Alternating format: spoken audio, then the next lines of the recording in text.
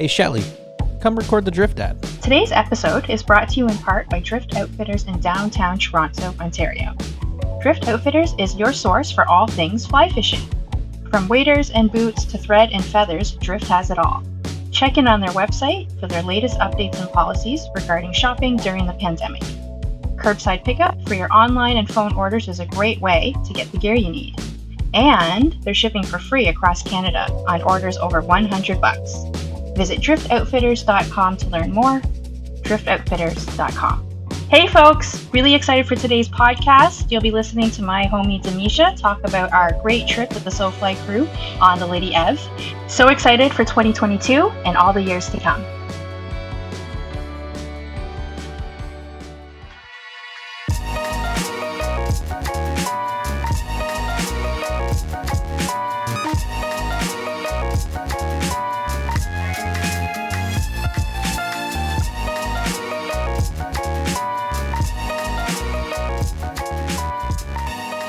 Hello and welcome to another episode of So Fly. It's October 14th. This episode comes out tomorrow, the 15th. How's that for some fresh off the presses content? My name is Mitch, and we've got Yelma. Hey, everyone. And we've got Aldo. Hey, everybody. And we're super excited to be chatting, finally, with somebody very special today on the show. We've got Demiesha Dennis. Demiesha Dennis is the wonderful mind behind Brown Girl Outdoor World, a movement created to put faces at the forefront of spaces where conversations around nature and who gets to enjoy it are never centered around the presence of women, and more specifically, women of color. As an angler, Demiesha is constantly looking to learn, soak up as much information and knowledge as possible on her journey in the outdoors, and she's making sure anyone who wants to join her journey is able to do so and have a fantastic time along the way. But today she's on SoFly. Demiesha, thank you so much for coming on the show. We're so excited to chat. Thank you for having me. I feel like I'm on a celebrity space right now. Like I've wanted to meet you guys for so long, and here we are. Look at that. Oh, no Well, way. Yeah, look at us. In a way, it's been like, yes, that was very kind, but also it's kind of fun doing this now because it's like our month-long friend-iversary. Since we first It's our dipped a friend-iversary. paddle into the Lady Evelyn together. It was almost exactly, Yep. well, it was the 13th of September when we launched off on our trip. Yes, right. it was. That's right. Yeah, you all just recently did a trip to the Lady Evelyn River in Temagami with Temagami Outfit and Co. And it was I didn't go, and I've heard it's been. Yeah, you bailed on us. I haven't heard the end of how amazing the trip was. Everybody's just going on about I'm it. sure you're having like the best case of FOMO right now. Oh my God, even yes. a month after. Oh, yeah, big time. Oh, massive FOMO. But that's what I'm excited about today because we're going to chat about it and we're going to get more into the kind of details about the trip and each day and all that stuff. But of course, first we want to talk, a little more about what Brown Girl Outdoor World is because, Demiesha, we've been following along with your activities for a while and been seeing, your feed's awesome and some fantastic content on there. And so we've wanted to chat for a while, and I think this is a great opportunity to sort of talk about that, and then of course talk about the amazing, super incredible trip that I missed out on in Temagami, and just kind of just chat. I'm a great believer in nothing before its time, so I think this just falls perfectly into place Totally. when it should have, as it should have. I love that. Yeah, absolutely. Well, why don't we start with Demiesha, just kind of talking about how you got into fly fishing? Why don't we just begin there? How'd you get into fishing and fly fishing? I've always wanted to be an old white dude. That's how I got into fly fishing. Oh, my Atlanta. Amazing. No, I'm kidding. I'm totally joking. Fly fishing for me was more of a challenge to myself to prove that beyond, being out there with everybody else doing the same thing, I could challenge a narrative and challenge an image that's constantly portrayed of who is a fly angler. So for me, I got into it to challenge myself and to challenge dominant narratives. Mm-hmm. Can't find my words today. And just to show that, women can do this too. And even if not just women of color can do this and enjoy the heck out of it. And so stepping into fly fishing for me, I realized that even getting into it, it was way more than proving to anyone but myself that I could do this. Mm-hmm. So got into it, got hooked literally, and don't know how to stop. I don't know how to work like a normal person because I'm always thinking about fly fishing. And it's been kind of a journey of healing for me. It's given me a whole relationship that I never anticipated with nature, with the water, with with life in general, and I'm happy for that. Yeah, absolutely. So like it began as like I want to put myself into this world, and it sort of took you away as fly fishing does, and you just fell in love with every kind of thing about the sport, if you want to call it a sport. Yeah. I don't even know if it's a sport. Do we I know. call it a sport? We, Is it really a we lifestyle. sport? kind of say it to say It's it, my but life. I mean, like, it is a lifestyle. Yeah, that's maybe a better way to put it. You know, like it really has become a lifestyle for all of us. Like we kind of Tell work that to our my lives pocketbook. around. Yeah, exactly. Yeah. So do you remember where the first place you went, Demiesha, fly fishing was? Like, was it in Ontario? First, it was in Ontario. It was actually on the Humber. That's the Oh, first nice. place I launched my fly rod and realized that, you know, it was easier to catch a coconut and a shopping basket than it was to catch fish on the Humber. So Yep. Yep. caught a few of those and a couple sandals as well, but we'll pass on that. But yeah, it was the Humber, and Humber is my home water, it's my home river, as you know, as far as home rivers go, and it's easy and it's home, and it reminds you that you don't have to step far out of the city really Totally. to step into nature, and that nature is right there, and that great fishing is right there. So yeah, the Humber. That's awesome. No, you're totally right. Like the Humber's awesome. Like But I you just live goes on the there Humber all. pretty much. Yeah, like we're basically neighbors, right? Tamisha, like you're just like up Yeah. the road from me, and Idis is on the river all the time. Like in the winter, he goes out like basically every day because it's like right there. Yeah. So you're right. It's such It's an right there. It's accessible. in the city, and it's Yeah. accessible by transit. You walk, you do whatever it is, and Yeah, you it's can walk there. it's literally just right there. You were obviously in the outdoors before fly fishing. Did fishing lead to fly fishing, or was it just fly fishing right away? Honestly, so I did fishing before. I fished for like when I moved to Canada. So I guess my fishing journey is the Humber, because when I moved to Canada in 2000, I think it was, I started fishing out of rebellion. My parents wanted me to go to church, and I didn't want to go to church, so I knew jack about fishing, and and I went on the Humber. I picked up, I think I've told everyone this story. I picked up a piece of stick, crochet thread, and a safety pin. Yeah. That's how I started No, fishing. I didn't know Knew this story. Jack all about fishing. Oh, you didn't? That's great. And That's cool. then I went behind Humber College and then watched brown trout swim up the river and looked at me and laughed in my face and kept on moving. But it inspired me to go back and challenge that, because I knew I wasn't doing it correctly. So I watched all the YouTube videos.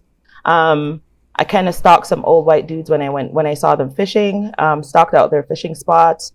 And yeah, just literally went and did my own research, did my own studying, and I finally went to one of the fishing stores around here and just asked the random questions after I was ignored. And then they finally took me serious when they saw my debit card and that I was actually going to spend money.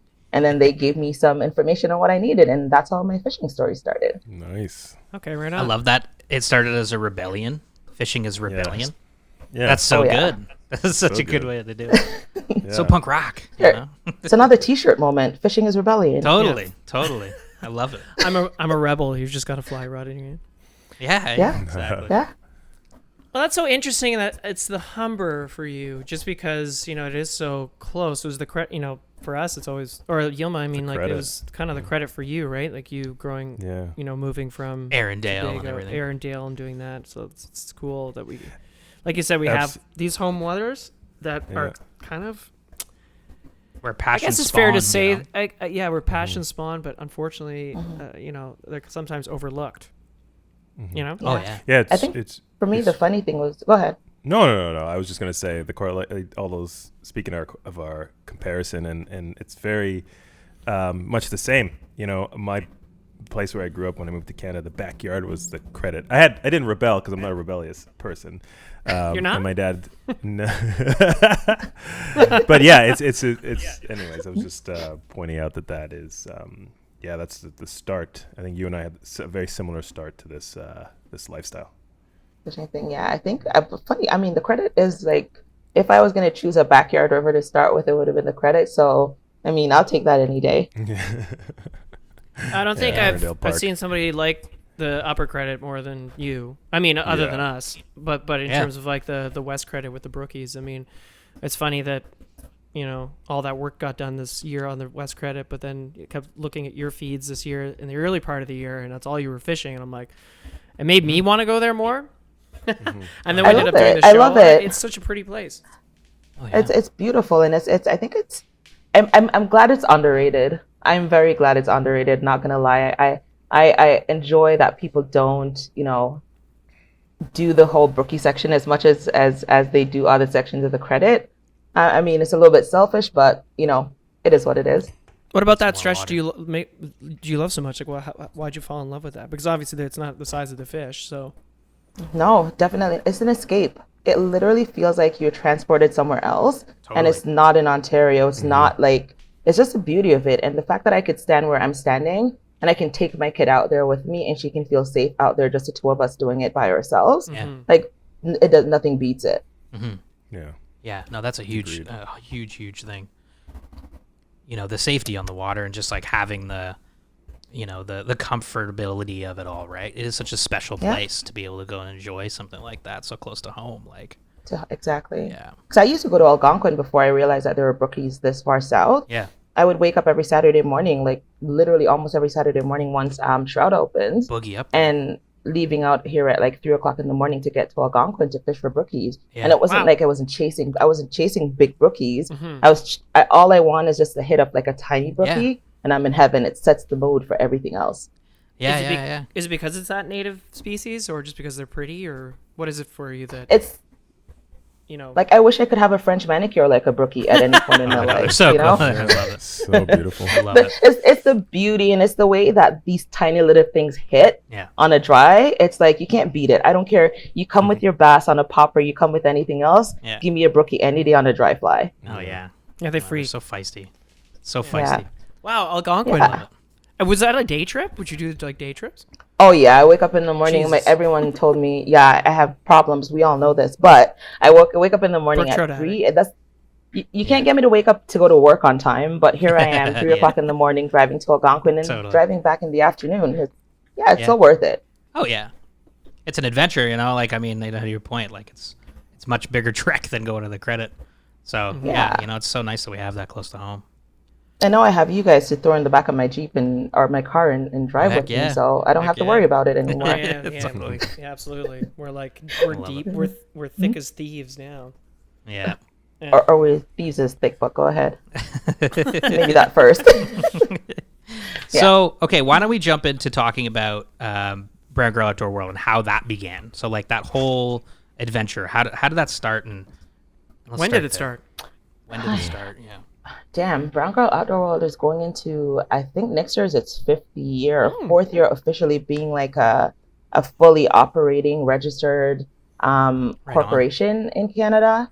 And we started, I keep on saying we as if I have like 12 million people behind me.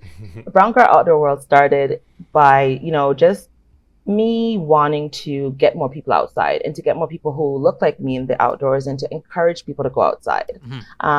It started literally with a coworker, my sister, her partner at the time, and another friend. And we just took a walk down by Evergreen Brickworks and, started that. And then we started posting the pictures online, and people started gravitating towards that and speaking again of the safety aspect, where a lot of people wanted to be in that space. They wanted to do this, but they didn't see a community around it before. Right. So BGOW, we created that community, and we created that feeling of safety and of being welcomed in a space without having to question who you are when you show up or question how you show up. And that's pretty much how BGOW started. And we kept on from the hikes. We started doing events and just doing some really, really great, I'd say inspiring events, because people continually come back and want to do the same thing. Or even if I do the same trip over and over again, you guarantee you're going to find a number of the people who've already done it coming back into the same event. Yeah. The reception's been great, right? Like you've met a lot of people through this, and I mean, even just on your social page, there's a ton of great conversation going on. People joining in. Yeah, it's been a great community, and again, like I said, it's a community space, so it's been like people gravitating towards it, finding that community, and continuously coming back to help building that community. Yeah. So it started as kind of like social conversation, and then you started to do events where you actually were like, hey, there's a lot of people that actually want to go out and like be active and actually start doing something. Like, so that's when you started kind of getting people together. And what was your, like, how did you wade into the event sort of stuff? What was your first event? The first event, I go big or go home. Just like my drives to Algonquin, it's I'm gonna do it bigger. I'm not gonna do it at all. So the first event I did was taking 12 women to Awenda Provincial Park who've never camped before, who've never done any camping, no nothing. Yeah. Took 12 women out there and just showed them the joy of what it was being outside and being able to camp and make your meals over a fire and sit at night and drink till your face falls off and then you crawl into your tent. And just have some good old fun in the outdoors. And that kind of spiraled into, okay, this was like a really good event and people really enjoy themselves. How can I keep this going? And so after that, I just kept on, seeking ways on which I could do more events that were not big, because I love the feeling of doing like a 12-person maximum event where people feel like they're a part of something and not just a number. Right. So I kept on doing those events, and people kept on, again, coming out, coming back, telling their friends. And like, I've never done a sponsored post on Instagram. Everything's been word of mouth through friends and everyone else. So yeah, that's pretty much the vibe that's been created, and the community aspect of it that's been created. Yeah, that's great. Yeah. And it's not just camping. It's stand-up paddleboarding, surfing, et cetera, et cetera. I have a question, because we'll keep talking about Brown Girl, but I have one question. Where did this love for the outdoors come from? Like, with you personally, like, where did that start? That's like, why were you like? You stole the words right out of my mouth, Aldo. Oh, sorry, Yoma. But I just, like, you were talking about, and you can definitely tell, and obviously we've spent time in the woods together, so I already know this, but like, you can tell just the way you're speaking, like, it's really important for you to be out in nature. But was that something that was always with you, or did it come later in life, or yeah? I think it's kind of twofold. There is the Demiesha growing up in Jamaica and the Demiesha here in Toronto. Okay. And the Demiesha growing up in Jamaica was the kid who never stayed inside. Well, first of all, I wasn't allowed to stay inside until it was at bedtime. So it was more like the kid who would go out and get stuck in a tree somewhere, the kid that and trying to call out for help and no one can hear me because I'm out there by myself, or the kid who found we grew up in in a small mining town, kind of sort of, where they did like bauxite mining. Bauxite is what turns into aluminum, which turns into your tin foil, which turns into the things that you use when you're camping. And we did cousins would come over to visit, and I would take them into these places, and they're like, pretty much, what the hell are we doing? And just finding, fun things to do. When you're growing up as a kid in the bushes, you find everything to make it fun. And so constantly, like, looking for rocks, finding birds, walking around with my grandma. She, planted her vegetables and stuff, and her pointing out birds to me and stuff kind of like helped to build that relationship. And then stepping into my kind of grown self, because I still don't think I'm fully grown, and stepping into the Canadian piece of, no, I don't think we'll ever get there. Stepping into the Canadian piece of my identity, it's like, how could I carry that conversation from Jamaica into Toronto and still be able to enjoy the outdoors and still kind of maintain that childlike wonder versus taking everything so serious all the time and, having to have just work and home and back to work again. Like, I needed that nature connection to keep me going. And so I continued that piece here. First, I was just saying I think it was Shelly that, like, last year and this year were the first year that I actually fished with a lot of people, or fished with different people. I've been so used to doing it on my own, because as much as I used to adventure with people as a kid, when I moved into Canada, it became a little bit more isolated. It became harder to find people who weren't constantly working. It became harder to find people who wanted that, or to create like a group of people who wanted that adventure and to want that connection to nature. So I kind of just like did it by myself solo for a bit. And then when BGOW started, I realized, shoot, there are people out here who actually want to do this stuff and who will go with me. And I don't have to make them my friends. They can do this with me, but we don't have to all be doing the same thing all at the same time. So yeah. Yeah, it's wicked. I mean, like, it's really nice that it, has turned into this. I like that you said you grew up kind of like near the, like, where they mined for basically aluminum, and then that's what you used on camping trips. It's like a little foreshadowing there. I love that. Yeah. That's awesome. Yeah, it is. That's good. I mean, it wasn't foreshadowing when I was doing it, because I probably would have died from all the shit that's floating in the air. But, True. We'll take it now. True. I love it.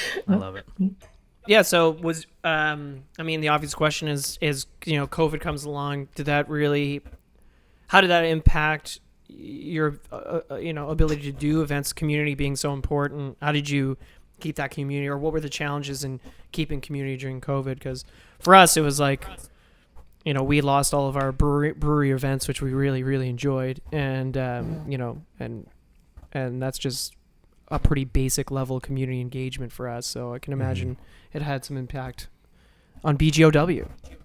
Oh, for sure. I think I fought depression just from not being able to go out with like the community in the first half of COVID. Yeah. And then I was just like, again, pulled back to the kid in me who used to wander by herself like a lot, or the individual who used to wander. And that's why even on BGOW, I'm sure people can tell, just on our Instagram when we weren't doing events, because my face was all over the page. It didn't stop me from adventuring.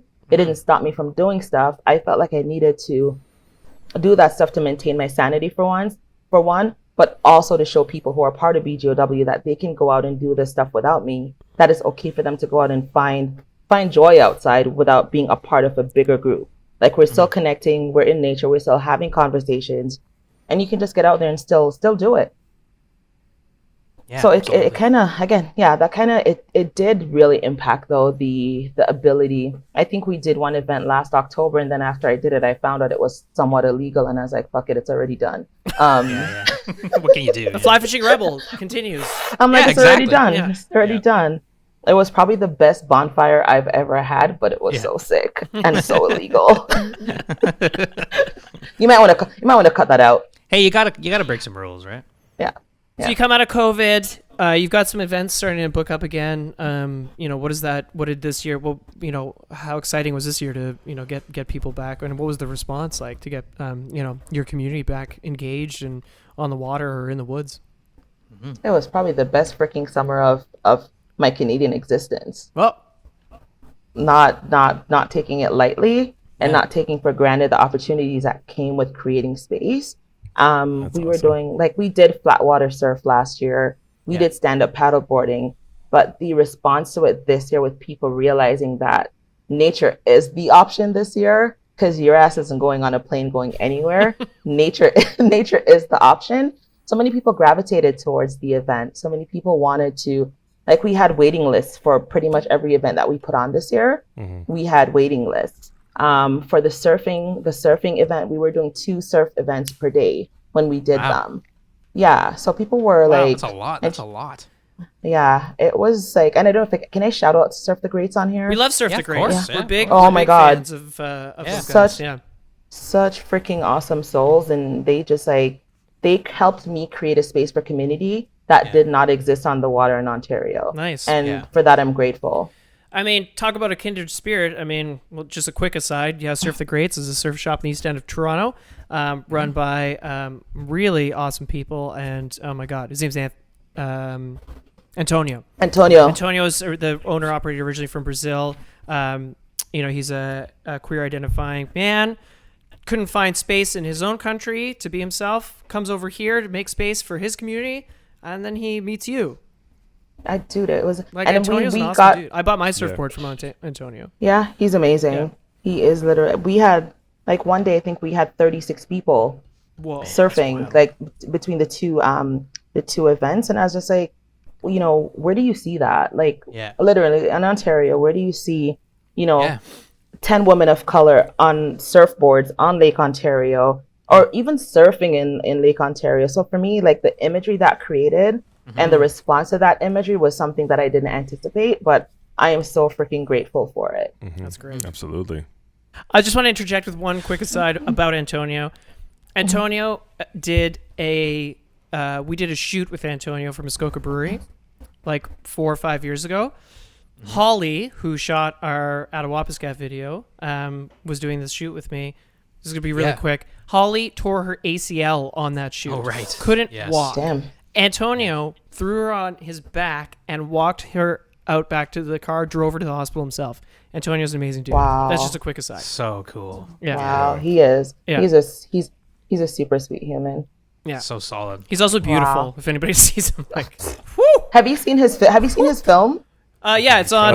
Which film? It's on Amazon. What's the Crave? film? No. Crave. What's the film? Oh, well, you know what? We can actually put it in the show notes, but I'll look it up. Absolutely. It's actually his story about his moving his life from Brazil and how that spawned into Surf the Greats. And here we are talking about Surf the Greats still. That's so cool. But yeah, it was literally like it's a really cool story to see. Yeah. Yeah. It's wicked. Okay, yeah, well, we'll definitely put the link to that in the show notes for sure. The documentary is called Fresh Water because obviously he is coming from an ocean to surfing in Lake Ontario. There you go. Yeah. Love it. Yeah, cool. Anyway. Awesome. The surfing event was awesome. That was a great one to come out of in recent times. What other stuff did you get up to in a post kind of, well, not post COVID, but in recent times?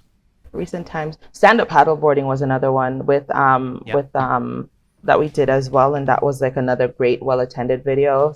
I have like pictures of these women going out on the water looking like warriors ready to go to war, and it's just so sick. It's actually dope. That's a boom moment there, Aldo. Boom. I'm telling people that they're not going to get our inside jokes. Like after that trip to Temagami, the inside jokes are crazy to me. But yeah, we've done hikes, we've done stand-up paddleboarding, we've done what have we done? We've done so much.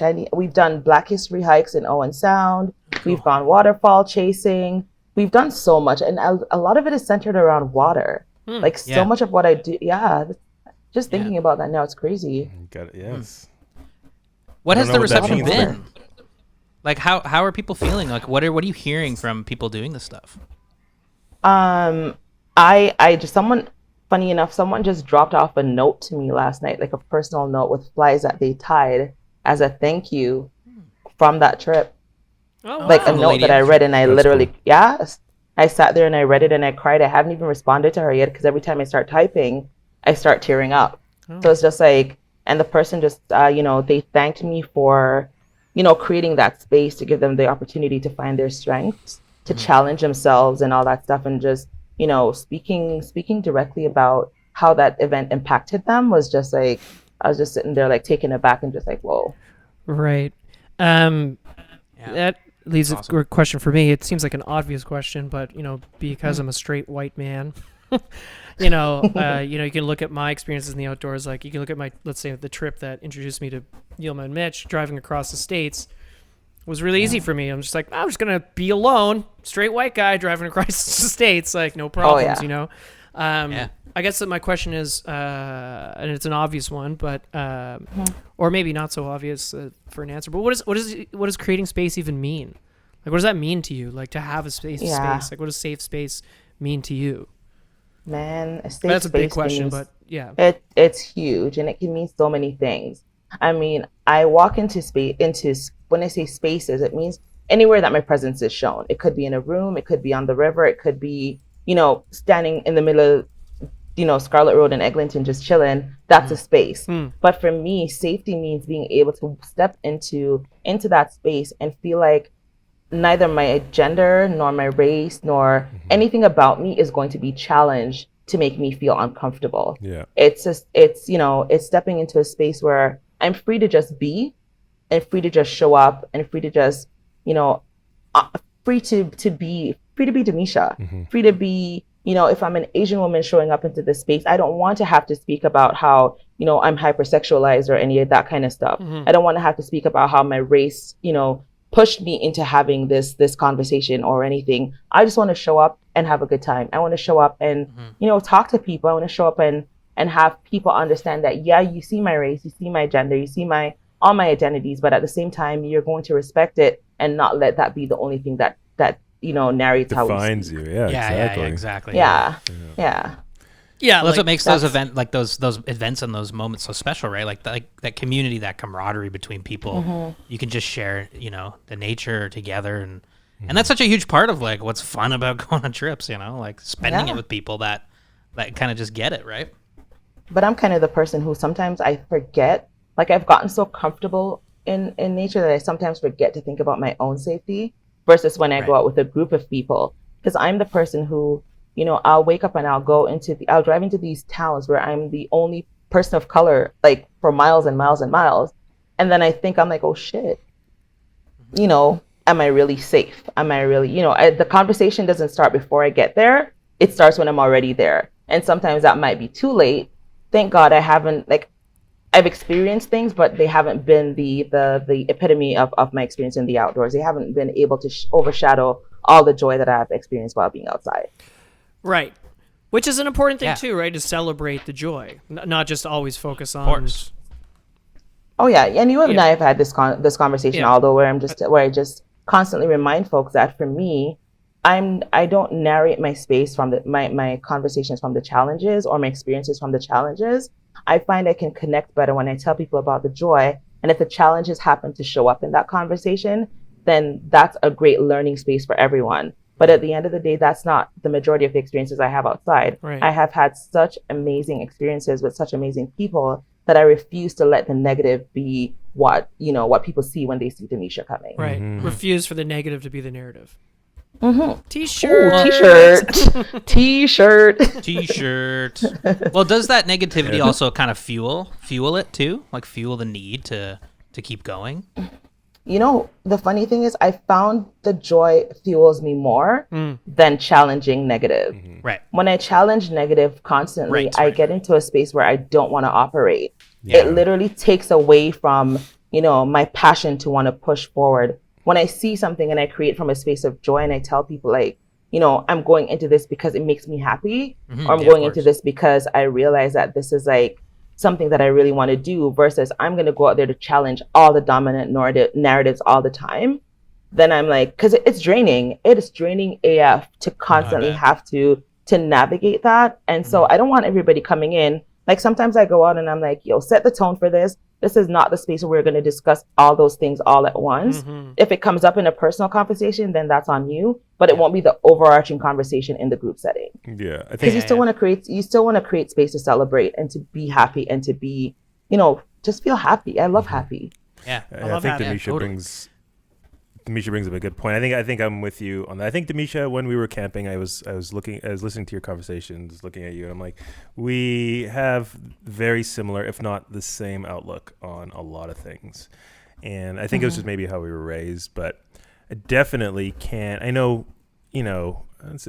lack of a better phrase, revenge is a great motivator, but it's not that. I think definitely being in that happy place and being around.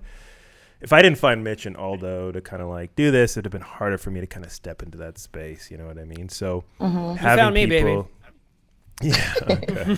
Well, I guess Mitch, but I don't know. I found you. I did find you. We found each other, but At an it's- advertising Okay. agency. but it's like if I wasn't happy and I wasn't seeing the positive, then I wouldn't have motivated myself. I wouldn't have, So Yeah. I definitely, I think you and I have a lot of very similar outlooks on this space for sure.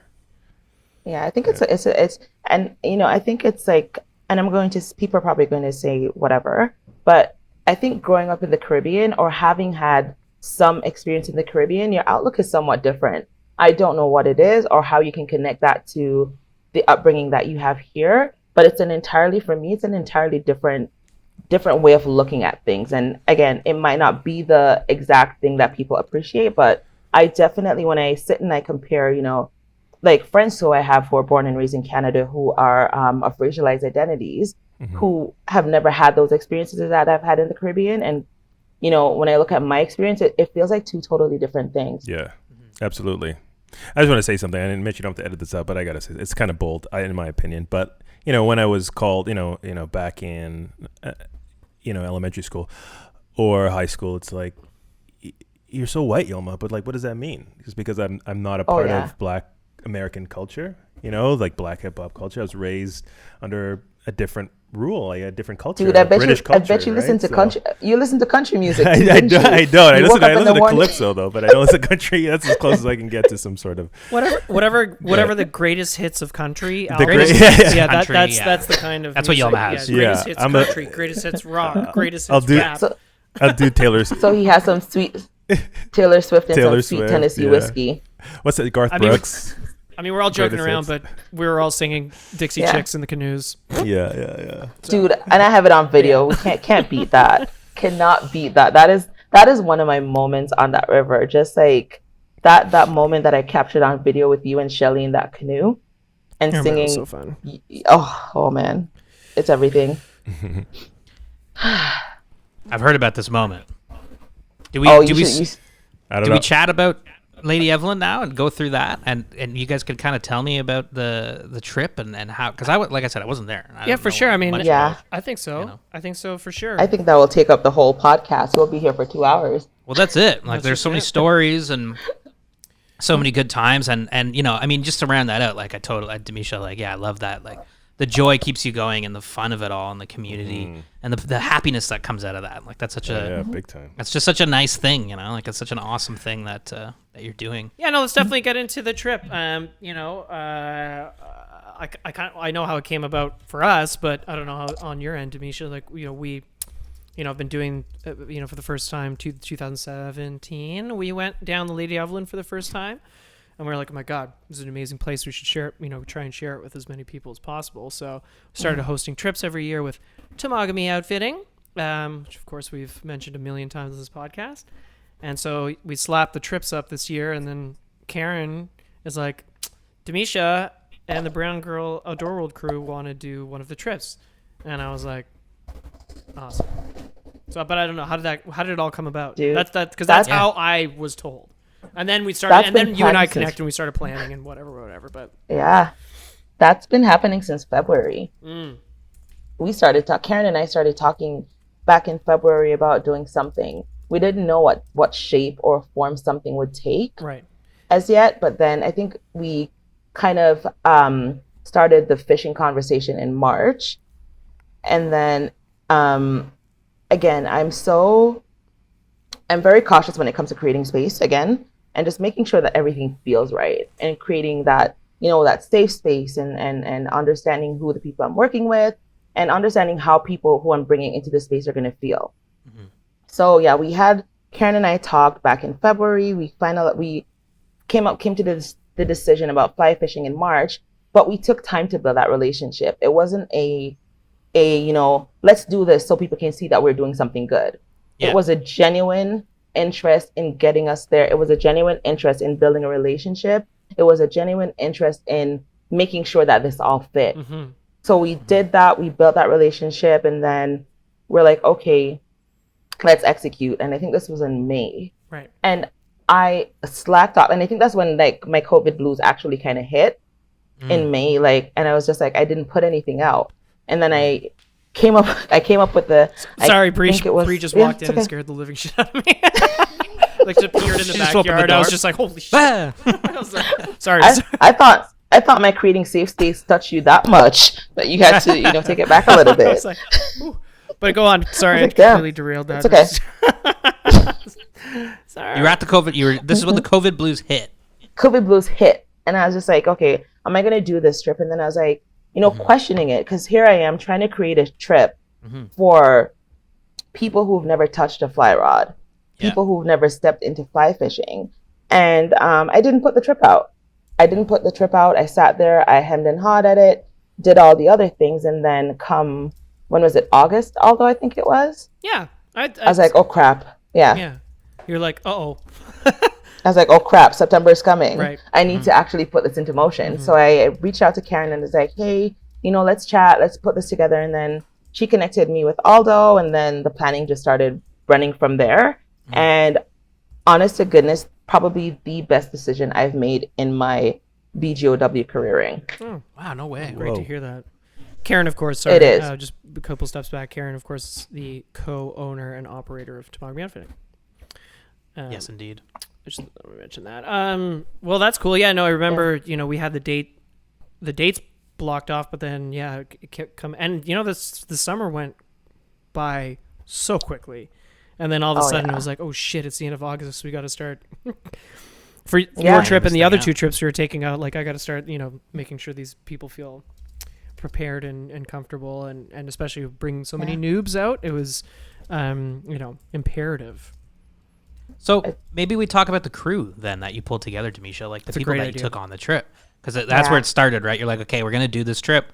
Connected with Aldo, things started shaping up. You were feeling good. You're like, who's coming on this thing? I was scared shitless to put that trip out there, and like I said, I won't lie. I had my doubts. I had my, like, you know, I had my reservations about, you know, am I going to make this a BGOW event? Am I just going to start inviting my friends? How am I going to do this? Because I don't want people to come out be on a fly fishing trip and not feel like they came out there to fish. That was a big thing for me because I'm like, I'm going to fish the hell out of this river system. No one's going to deter me from fishing it. So then I put the event out there. Uptake was a little bit slow in the beginning just because of timing. A lot of people who follow BGOW are parents. Their kids are going back to school. I'm hosting a trip the week right after school starts.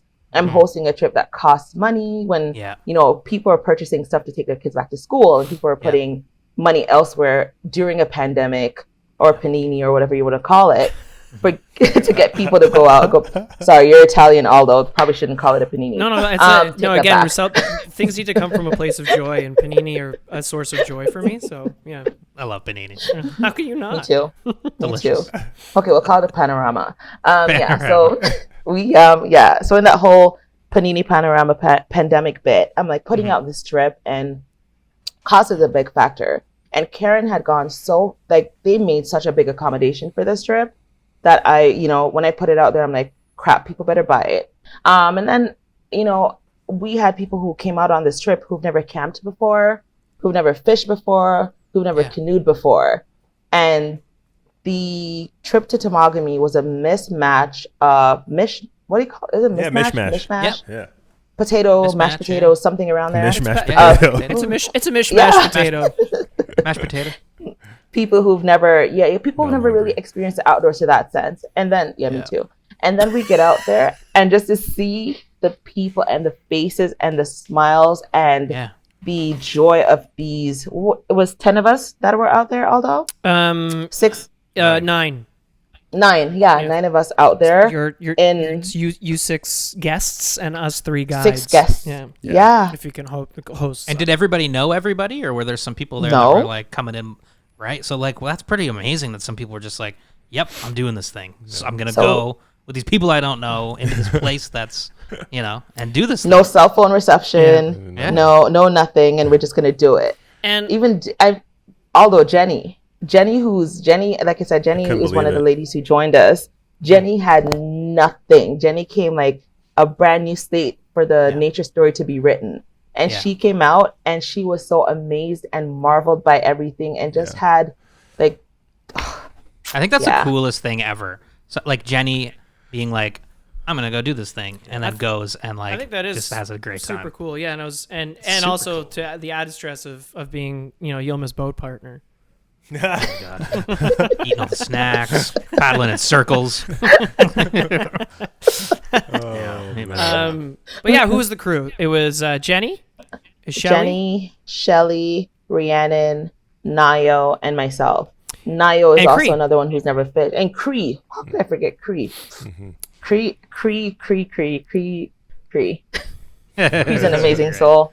She's actually, the funny thing, Cree wants us all to go up to Gaspé next year. She's from Gaspé, right? She's from Gaspé. Her family has property on Gaspé. She wants us to come up to Gaspé next year to do some fishing. Oh my God, yeah. I know, that's so stripers and salmon. Yes, please. Stripers and mackerel. Oh, cool. I'm so down. Oh yeah. Cool. Oh yeah. That'd be awesome. Yeah. Oh yeah. But that was a group of humans, of beautiful humans who joined us, and it was. When you looked at us, it looked like a United Colors of Benetton ad. It was just people from everywhere. And it's the visuals were so beautiful. That's what it was, a United Colors of Benetton ad. It totally was. And it was just beautiful. Like these 6 women came out, trusted us. And I say us because it was, me, Yilma, Aldo, and Andy, Karen, Andy, Eric, and Andy, oh my God, I love him so much. I know you guys. Andy was. I love Andy. You guys bonded. What's Andy's role again up at TOC? Andy is the lead trip coordinator for TOC. So basically, he's like, becoming Eric's. Now that Eric and Karen have staff, they can have middle management, and Andy is, there isn't anything that Andy doesn't do. Let's put it that way. But what he's really supposed to be doing is coordinating trips and guiding trips and organizing shuttles and organizing rentals and stuff. But half the time he's driving the shuttles and guiding the trips himself. One of the sweetest dudes you'll ever meet. Such a nice guy. Such a nice guy. He's such a cool dude. So that was the Love crew, and Andy. you know, it's a really good point. Thank you for trusting us, because I remember being like, okay, this is an all-women's trip, and there's 3 guides, Yeah. 2 of them being white males, and I was like, Yeah. okay, well, I hope they feel safe. Yeah. And, You know? and so to the point where Jenny said she felt so safe, she forgot she could drown. That's how safe she felt out there. Crazy, She slept man. on the She canoe. Yelma's She's in canoe Yelma's again. canoe. She's with Yelma. She's with me, and she fell asleep in my canoe. Listen, Fell asleep on the canoe, face to the sun. paddling in rapids and yeah. I don't know. Oh, Mitch, you can trust me. You can trust me, honey. Whoa, honey. Whoa, honey. What's in that red wine you're drinking over there? Should Yelma? I step out of the room? I love it.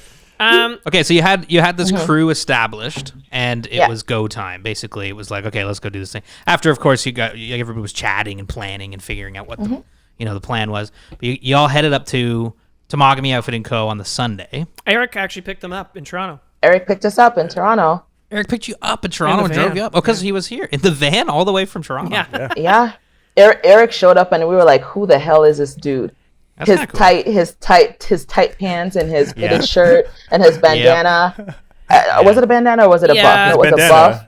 Yeah, it's a bandana. Because this was the first time you met Eric, like in person. Yeah, Yeah, I've seen him on like, Zoom calls and whatever, like I've Yeah, seen yeah, everybody else, but then he showed up and I was like, huh. yeah. He does look Huh. like, He's a wilderness fella. I don't know. When Eric's in full wilderness mode, he does look a little rough. Yeah. Even though we all know him Viking. to be a very sweet man. He looked like a Viking. Yeah, he looks like a He looked biker. like a Viking. He looks like a. He He looks like a. He's like a Well, biker Viking. He's a Viking, Viking biker. He's a Well, Viking he- Yeah. biker. He is from those northern European countries. He is Yeah. Danish. That's right. That's So, right. but Demiesha will experience full. Oh, on the winter trip? Yeah, feral Full Eric Eric. So on ready. the winter trip. Feral Eric. Yeah. So ready. But yeah, before we jump to winter, we're gonna finish our fishing in Lady Yeah, sorry. Ave because Oh, yeah. that trip was epic. So that's pretty Epic. sweet. You all rode down in the same van. Like, that's kind of fun. Those vans are huge, too. They're like, Yeah. they seat like 10 people. It was good. It was such a comfy ride. We stopped and we got jerky on the road. I discovered duck jerky. Like I Yeah. fell in love Wow. with duck jerky. That was like the Oh, first so thing you said to sexy. me when you showed up at the. Yeah. Okay, well, this is a good way. Let's go day by day. Is that what you're trying to do, Yeah. Mitch? Take it that away, what you wanna please. do? Please. You take me day by day. Everybody, because I don't know. I wasn't there. Like, Well, just we're already like- on day one. Eric picks you up. You Yes. get in the van. You got the duck jerky. You show up to Temagami Outfitting. I'm there. I've got we got the bar open. You guys were crashing in the building, which was. I always think it's. Super I don't sweet. think. I think it's fun to crash in the building. I know it's It's like you're sweet. sleeping on a It's pretty cot, but sweet. it's just kind of fun, the night before you go on the trip. First impressions. You get to Temagami Outfitting. You're like, what's going through your head? Dude, it was sunset. Yes. It was sunset. It was the most brilliant sunset. On like standing there, looking from even inside the outfitter to outside, and then stepping outside on the dock to see that sunset. It was amazing. And then feeling again like I've never been to Temagami. This is my first time to Temagami. So being in that area and seeing just like the vast difference in the landscape as Eric was driving up, then step inside the outfitter and it was an entirely different world again. And then had some amazing food, had some amazing drinks, and just going upstairs and seeing that setup and knowing that was done. And I'll say it was done for us. It was. Seeing that setup the night, yeah, it was perfect. It was absolutely perfect. What? It again set perfection in motion. That's good because Yilma and I were stressing. Stressing. I was like Stressing. setting up all the cots. I was like, Oh, okay, yeah. no. Is there enough Kleenex for everybody? Does everybody have a garbage? I was like, let's get some extension cords so people can charge their phones. Yilma's like, let's set up the little twinkle lights, Tea lights. or the little tea lights and, and everything. We were It was perfect. a little behind the scenes. was- We were like Sunday morning stressing. We were stressing. Yeah. And we got there and it was perfect. Like, and then I met Eric's fox, his pelt that's in the and I fell in love with that thing. And every time I'm driving, I'm looking on the side of the road to see if I see one. I pray I don't see one, but how can I rescue it if it does? Yeah. Yeah. So day one, get to the outfitters, fall asleep, wake up in the morning, ready to go. Okay. Yeah. So day 2 is the drive to the Lady Evelyn River, and like kind of Holy the first heck. day. So we got we make breakfast. Andy and I make breakfast. Yilma's getting stuff ready, and everyone's we're trying to motivate everybody to wake up. Yep. after a full night of drinking. I was up. Oh, I was up. Just so you know, I was awake. Ready to go. Yoma looks Oh, Was yeah. Eric playing like blasting running with the devil like he sometimes is known to do he's always doing. to the staff? He wasn't playing loud Van No, Halen. he didn't wake us up with the music. No, actually, no, he was. We were kind of Andy and I were kind of the first ones up, and we just kind of. When you start grinding coffee, everybody in the building wakes up. That machine is so loud. and then we started getting everything ready. So what was going through your head at this point, Demiesha? You got the bags all packed. You're like, oh, well, now we got to drive another 2 hours. I'm a road trip person, so I'll drive to Timbuktu. I'll drive to Timbuktu without any thought. So for me, it wasn't a problem. As long as someone else is driving half the time, I'm good. So we got into the van, got excited. Like I got even more excited when the van actually left the parking lot, and we started driving, and the landscape started changing, and Eric started talking about not Eric. What's the name? What was her driver's name? Oh yeah, again? so and Johnny, Johnny, who used to work yes. for Eric. Johnny was our shuttle driver. Andy drove the van there, but Johnny was in the passenger seat and he drove the van back. But Johnny, having done this trip many times himself, and also his background, he's Cambodian, and so I remember him being like, "Wow, like." He got so excited. He got so excited seeing a group of. Your group of racialized folks out yeah. there, and he's like, "This is awesome." Yeah. So, right, because obviously it's meaningful to me, but it can't possibly be as meaningful to me as maybe for him. So that was a cool moment too. Yeah, and then driving up and just we drove up. The road was that road was something. The road actually, and again going back to my upbringing in Jamaica, it wasn't too far from the road that I grew up on in Jamaica. Okay. So it was like dirt road.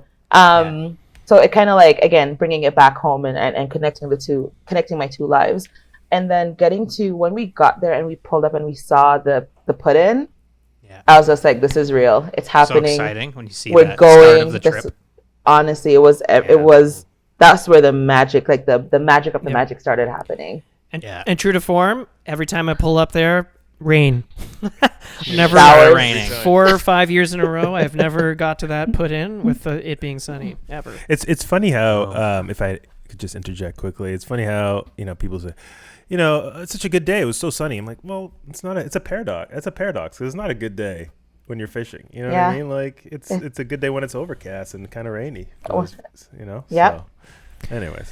And we had good times going in because Rhiannon and it was funny because it's like we almost all connected the very moment we touched the water. Like we connected before, but like a whole different connection started happening once we got on the water. And watching Rhiannon and Cree spin in circles trying to get their canoe going, and then they ended up beating us on every single trip that we took. They were faster than us.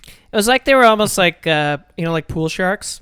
They were like faking us out in the beginning. Faking us out, totally faking us out. Yeah. I love that moment when you arrive to gamble because, it's a nice moment for everybody to put their waders on, set up the rods, get the canoes in the water, bags in the canoes, and then you were making lunch while all of this was happening. One of my favorite moments of the trip was Neo and Jenny had never been in waders before, and then they walked into the lake, and they're just like, they're like, I don't know. Everybody, it's so fun watching people like the first time. They're like, it feels so weird. They're like, I think for Jenny, it was the way, I talked to her after, and it was the way the waders hugged her legs when she stepped into the water. That is one of my most comforting things is feeling the water push the waders against my legs. I'm like, I'm ready to fish now. Yeah, it is a cool feeling, especially if you've never had experienced that before. It is always an experience, One thing I will mention, just because I brought it up, normally, TOC packs out all the food, but Demiesha, you organized all the food. That's a pretty important part of the community building aspect, correct? Am I right in saying that? Yeah. So for me, I enjoy making meals with the people I'm outdoors with. Food is a great conversation starter. It's a great conversation finisher. So I always try to put the meals together. Like I'm going camping tomorrow, and I just went out and got all the food because I like doing that kind of stuff with everyone. And then, conversations always happen around food. And I got to experience you guys making the canoe table. That was a part of that experience, and that learning for me too was like, damn, you can actually use your canoe as a table. Yep. without putting the hot pots on it. Of course. I love that tip. Thank you. Thank you. That was a Josh tip from the trip before. But yeah, I mean, it was a game changer. Yeah. And it was fun. Like that was, the first day we were like, figuring out our canoe buddies, which in my head I was like, oh, we'll change, canoes every day, but no. It was like that moment was like everybody became pals. How come you guys didn't change every day? Was it just because everybody just hit it off and they're like, no, this is working? Yeah. Personally, I didn't want to. My canoe mate was Shelly. I didn't want to. I mean, no offense to anybody else, but we really bonded. Yeah, whatever. Offense to it. I'm very much offended. I will also say that this trip was nice and different from the other ones in the sense that everybody canoed together, which I always like. People like the other trips. People get in the canoes and they take off. First of all, it stresses me out as the guide.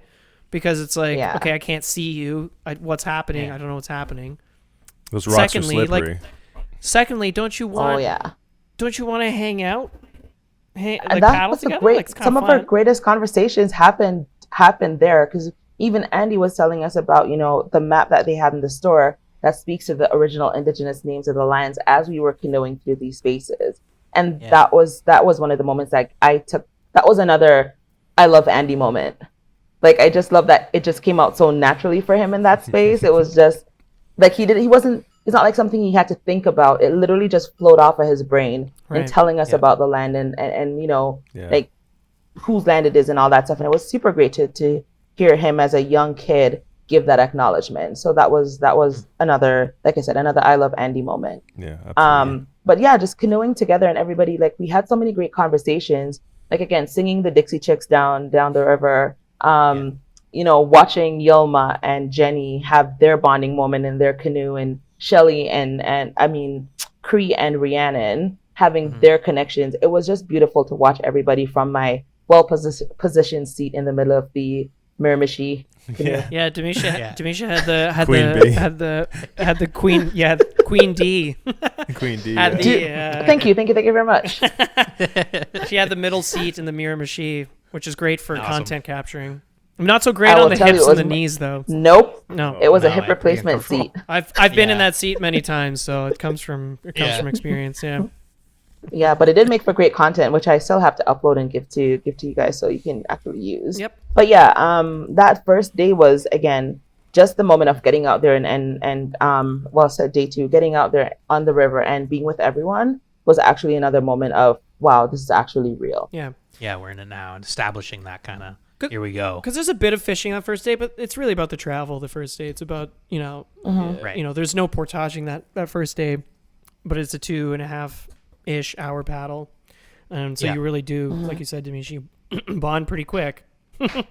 Yeah, the sure as hell did. And then got to camp. Set up, 8 meals, chilled for the night, woke up early the next morning, hit the river, and then it was fish time. Well, do we talk about Shelly's nuclear weed?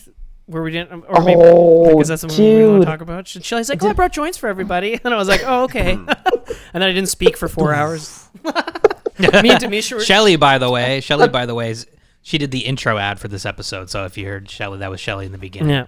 But did we mention that those joints were wrapped in pink paper? Oh, they're beautiful. They were girl blunts. They were beautiful. But yeah, I was like, it was the first night, and I'm like trying to, make a good first impression.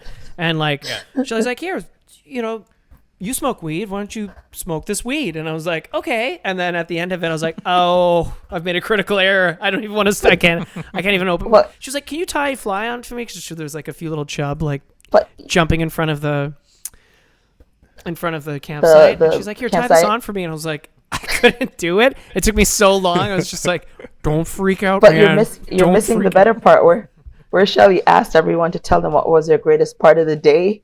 And it took 45 minutes for people to actually respond to Shelly's question.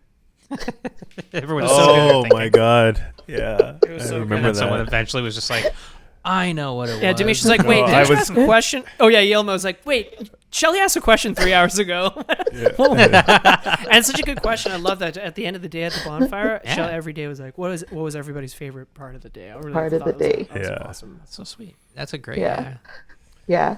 That Is that the night that we saw the wolves? No, that's the last night. The quote unquote wolves. Yeah. Oh, man. So then, Oh, yeah, the so then eyes okay, one, yeah, like Demiesha. Then the next day we wake up, we have breakfast, we hit the water, and we're actually fishing. What was that? time.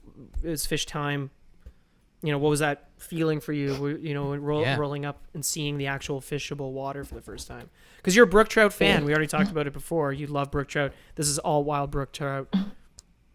Like, what was going through your head? Were you stoked? Like, what, you know, it was raining hard at this point.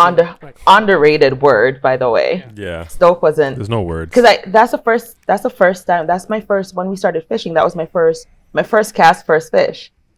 Yeah. Remember? Although I remember. right by my feet. I was watching where I was talking to you. I wasn't even really paying attention, and then dropped the line on the water. Drift. Bang! Right by her feet. And I was like, what? First cast. Oh wow, that's wicked. Yeah. Yeah.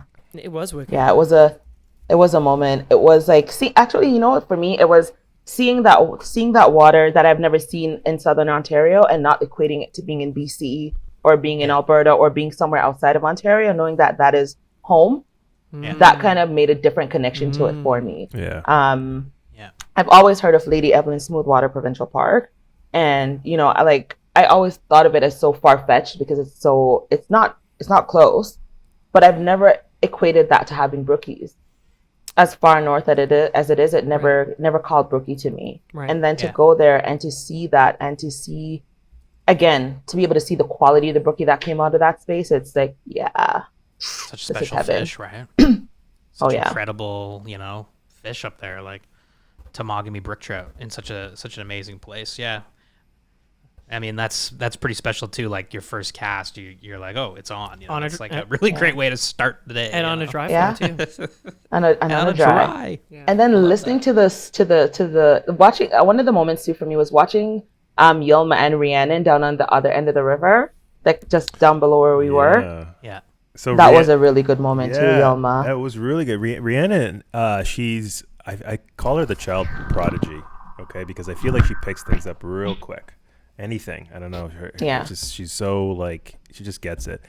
And we were walking, you know, I walked her down to this spot and I just told her what to do. She did it, and she pulled out 2, but she basically tagged four nice sized brookies in that pool. Wasn't it 6? Wow. It was 4. Wasn't it 6? I said it was 6. It was 6. It was 4, but.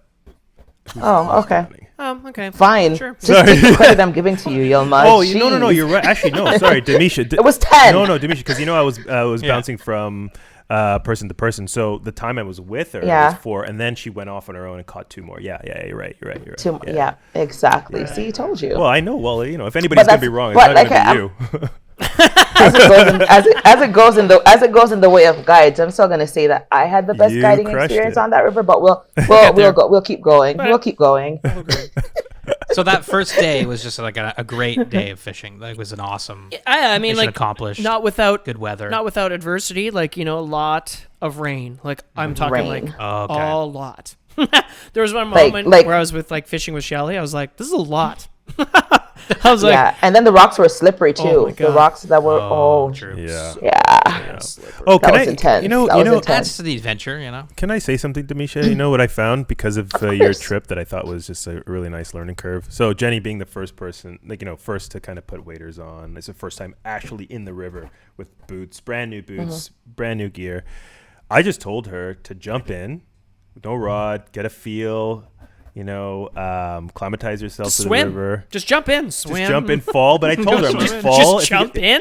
I said, just jump in. Fall. Get in the water. If you fall, whatever, it's okay. But at least so that she knew, so that when she was fishing in those extremities, that she would be able to, handle herself better. And I thought that was, So I just want to say thank you for that learning curve, because in, my next trip, if I do with a beginner, that's definitely what I'm doing. I think it helped. Definitely, and that's funny because this is the first trip that of all the fly fishing experiences I've had, this is the first time I've fallen. Oh, interesting. I've never, knock on all the wood. I'm knocking everywhere. I fall. It's I consistently fall in that river like so much. It's tricky wading, right? Big slimy rocks and kind of tricky to. It's kind of like anybody listening who fishes the Osable a lot. It's kind of like a lot like that. It's like big, bouldery, slippery rocks.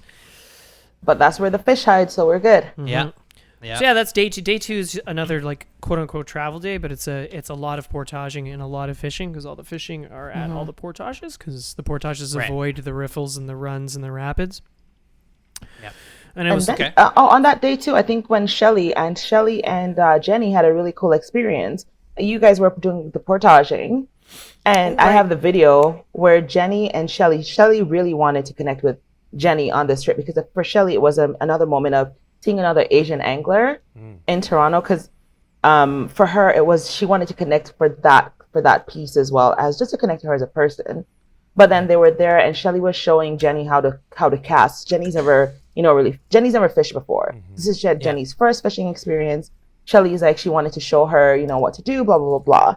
And then cast, Shelly's like Jenny let it drift, Shelly showing her what to do, and then bang. I think it was Jenny's first fish. And it was a pretty nice sized brook trout. So they have that moment of connection again because of community to hold on to for a very long time. Yeah, Jenny's That is first fish was like a awesome 14-inch brook trout from. That's like an awesome moment. First of all, it's an amazing first place to fish. Like that's like an amazing first place to go fishing, and the fact that your first fish is that that's special. And it's funny because Shelly's left-handed and Jenny is right-handed, so it was funny to watch them dance on that rock to bring that fish in. As being they're both on opposite sides of each other, it was quite funny.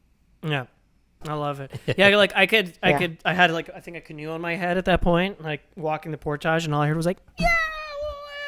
I'm like, happy screams, concerned screams, happy screams, concerned screams. I'm like, Andy's like, well, I hope they're okay. As we're walking the portage, it's pretty funny. Yeah, well, I was screaming the whole trip, so yeah. That's true. That's true. Yeah. And then at the end of day. Well, I guess technically it's day 3, but day 2 on the river, you get to the home pool and you get to set up the base camp. And I love that campsite. Can we talk about that campsite though? Yeah, we can definitely talk about that. Can we give credit to the beauty that is that campsite? Oh, it's my favorite. What's that campsite like? What's nice about that spot, that site? Like now, if anyone's gonna propose to me, it has to be out there, like on that campsite, or it's gonna be mediocre. Like can't accept anything less. So because the landscape was just Temagami proposal, trip planning, that's where you go. But yeah, it's definitely, it was something to come around, to go over those rocks, go over that very disrespectful portage. It's the disrespect is so, because it's like you're there, you're basically there, and then you have to like go over this, like, it's 50 meters. It's a dry riverbed. Well, not when it's raining like it was, but like it's of these giant boulders. So you've got the canoe on your head or your bag, and you're like jumping rock to rock between rocks. Yeah. Wow. And it's just annoying because you're like, I did all the work already. I can see it. It's right. The final there, trial. Yeah. And then you get out, but then you get out of it. You get across the rocks and you look and you see that amazing, amazing campsite. Like, you can't beat it. Like, you couldn't have paid for that visual on anything. Like, Google couldn't even imagine it. It's so beautiful. Right in the heart of Temagami, right? Like in the middle of nowhere. It's a big campsite with a lot of places to put tents. And there's a big elevation change, and it slopes down to the water and overlooks like the river narrows into like this nice chute, which pours into a giant pool. Which you can like swim in and like hang out in, but like you have the noise of the river like putting you to sleep every night. Then, not to mention, really nice. There's a beautiful run to fish. Like a beautiful run throughout the whole. Yilma is in dreaming about it mode right now. And then they're like, there's like wherever you want to put your tents. Like there's like a place where Andy, Yilma, and I put our tent is like this like beautiful treed like grassy knoll, or where Demiesha, your tent is like on top of a cliff overlooking a gorge. Oh, cool. With no trees over, so when the stars are out, they're like. Wow, that's cool. Yeah. I woke up at 3:00 in the morning just to stand out there and just stare up in this, sky. It was just totally. It's perfection. Like it's perfection. Demiesha, remember when I brought you to that? We walked up to your campsite by the cliff, and I was like, "Fuck no." Yeah, you and Cree were like, "What are you doing?" Yo, I'm like, "Just trust me." And then the next morning, when it got a little warmer, you're like, "Okay." I'm glad we trusted you, Yilma. I'm definitely at 3:00 in the morning. The trust kicked in. Yeah. The trust was it the kicked in trust? at 3. Is the trust kicking in? Yeah, we'll call it Shelley's trust. nuclear weed. Call it okay. We'll call it trust. It's like sure, Yilma. But the stars and the moon coming up over the horizon and just it was everything. It was everything. Also, And do you stay at that campsite like multiple nights, or is it one night? It's a tune. That's the main That's spot. the main spot. Yeah, that's like the yeah, spot. yeah. Wicked. That's I will awesome. say the weather, like as the trip went on, the weather got better and better every day. Bluebird That's perfect. skies. That's exactly what you want. Yeah, we ended up with Yeah, like you s- most of night the clear skies every night. The time that we were there, it was clear skies every night, and then just being able again to look up and just see the moon sitting there staring at you and all the stars, and hearing the water rushing in the background and hearing the sounds of laughter. Like there were a couple times when I went up to our campsite and I just stood there listening to everyone down by the campfire just laughing and smelling the smoke and hearing the water, and it's like ASMR for outdoor people. It was just so sick. Yeah, absolutely. Yeah. Yeah.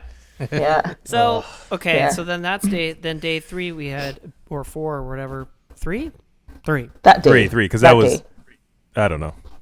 I don't know. So after the second sleep, is the mission down to like our favorite section. Although I will say that was our hardest day of fishing. I always find that when a cold Yeah. front moves in and out, or at least we found in the past Shut years, stuff down. shut stuff down. So next day the fishing was pretty tough. Yeah. It was tough, but it was tough. But I think there's so much learning that came out of that. Like there's so much learning that came out of that piece. There's so much for me, and I had many moments on the trip. Like I had so many moments. But when we walked up to the when everyone had walked ahead of me because I'm a slow hiker, and like panic hit me a little bit coming up, and then I stopped at the top and I just looked down and I saw everyone standing there in their waders, getting rods ready, people getting chatting, chilling on a rock or something. That moment for me was like a bring it home moment for BGOW. That was like, shit, you actually did this. You actually came put together. this together, and you actually got people out here to experience this and to experience the joys of fly fishing. Yeah. Like that was like the big moment for me. And then I love that. There's moment. another- That was yeah. a fun. feeling. Yeah, because the final spot, or the spot that we try to get everybody to on that middle day, you kind of have lunch on the top of this cliff overlooking the river. A really dramatic. There's all these cliffs. There's big boulders and everything. yeah, And I loved after lunch when everybody fell asleep.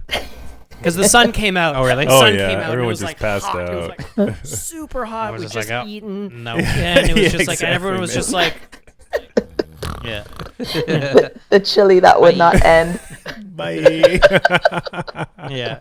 There was a moment there with Yilma and Nayo where Nayo was standing in the river fishing, and she was Yeah.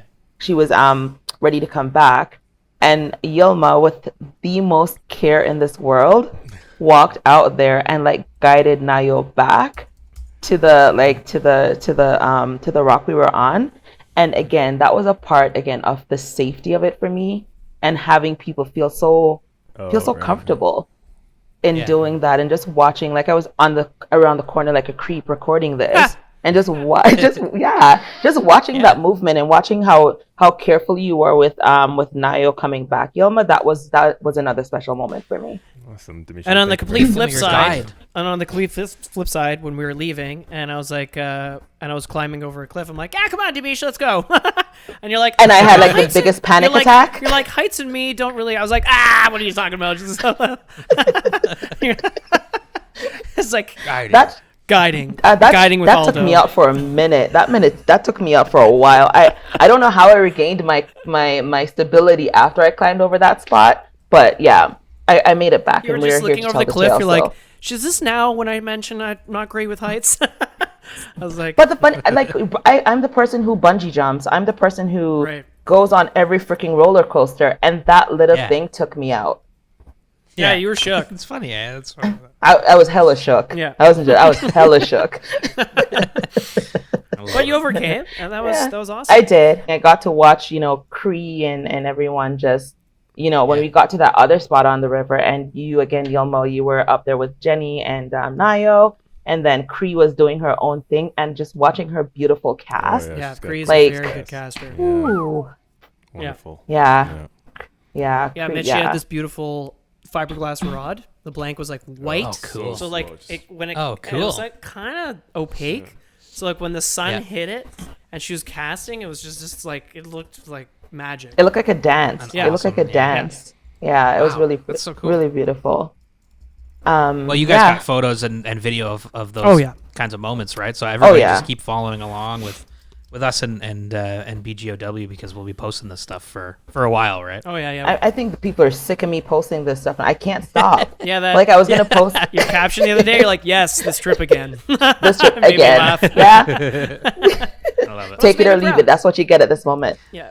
Yeah. Funny. And then day 4 mirrors but yeah. day 2, where we packed up and That's said when you start going back, Yeah, right? exactly. Was we said goodbye to our beautiful base camp where we had so much fun, and Yeah. I fell over and almost dominoed the whole campfire circle. Oh no. So that was pretty fun. Oh, one night, yeah. Yeah, my chair gave way, and like we were like in a perfect semicircle, and like Amazing. I fell and I saved my glass of port. And then I was like, Yeah. and then Yep. I fell into Yilma, who fell into Andy, but then Andy, of course, being Andy, Niall stopped. fell. No, I think stopped. I think Oh, Niall fell? wasn't Andy? No, No. Andy fell into Yilma I that's fell because into remember Niall. Yilma's knees got wet, and Yilma was wearing knee necks. Oh Yeah, yeah. so you know those Fjallraven pants have the place a where knee? you can put the knee pads in, Oh yeah. and so he stuffed them with Kleenex because he spilled his wine got spilled all over his Yeah. pants. Anyway, Amazing. Yeah. Well, that's a little bit of an innovation there. Yeah. You could put That's some, one where you some had to have Kleenex. been there. yeah, that's you a have to have been there. to As I was appreciate saying that out moment. loud, I'm like, this isn't as funny for anybody else. No. again, the inside jokes. You'd have to have been there to see it and appreciate the full visuals of Yilma standing there floating midair with his knees over the fire trying to dry this out. Yeah. That's what those trips are all about. Those, Those little crazy, crazy like, stupid little moments, moments, yeah. right? Yeah, like that's Yeah. what it's all about. That's what it's all about. And then Okay, so But then yeah. you start heading out. Then you said bye to the campsite. And you start heading back. Yeah. And you fish along the way. Absolutely. On the way out. Absolutely. Right? Yeah. And then this is where Demiesha had her all-star guide moment. Give it up what for the happened? guide of the day, ladies and gentlemen. Give it up. Give it up. Yes. Give it up. Yes. Thank you. Let's go. Let's go. No, so this was the day where Demiesha realized that maybe she could be a guide one day. Yeah. And we were Rhiannon. Everyone was portaging. This was the last day getting out where this was our longest portage. The last portage. Last portage of the day. But honestly, that's my favorite stretch of the river. Becoming love my it. favorite stretch of the river anyway.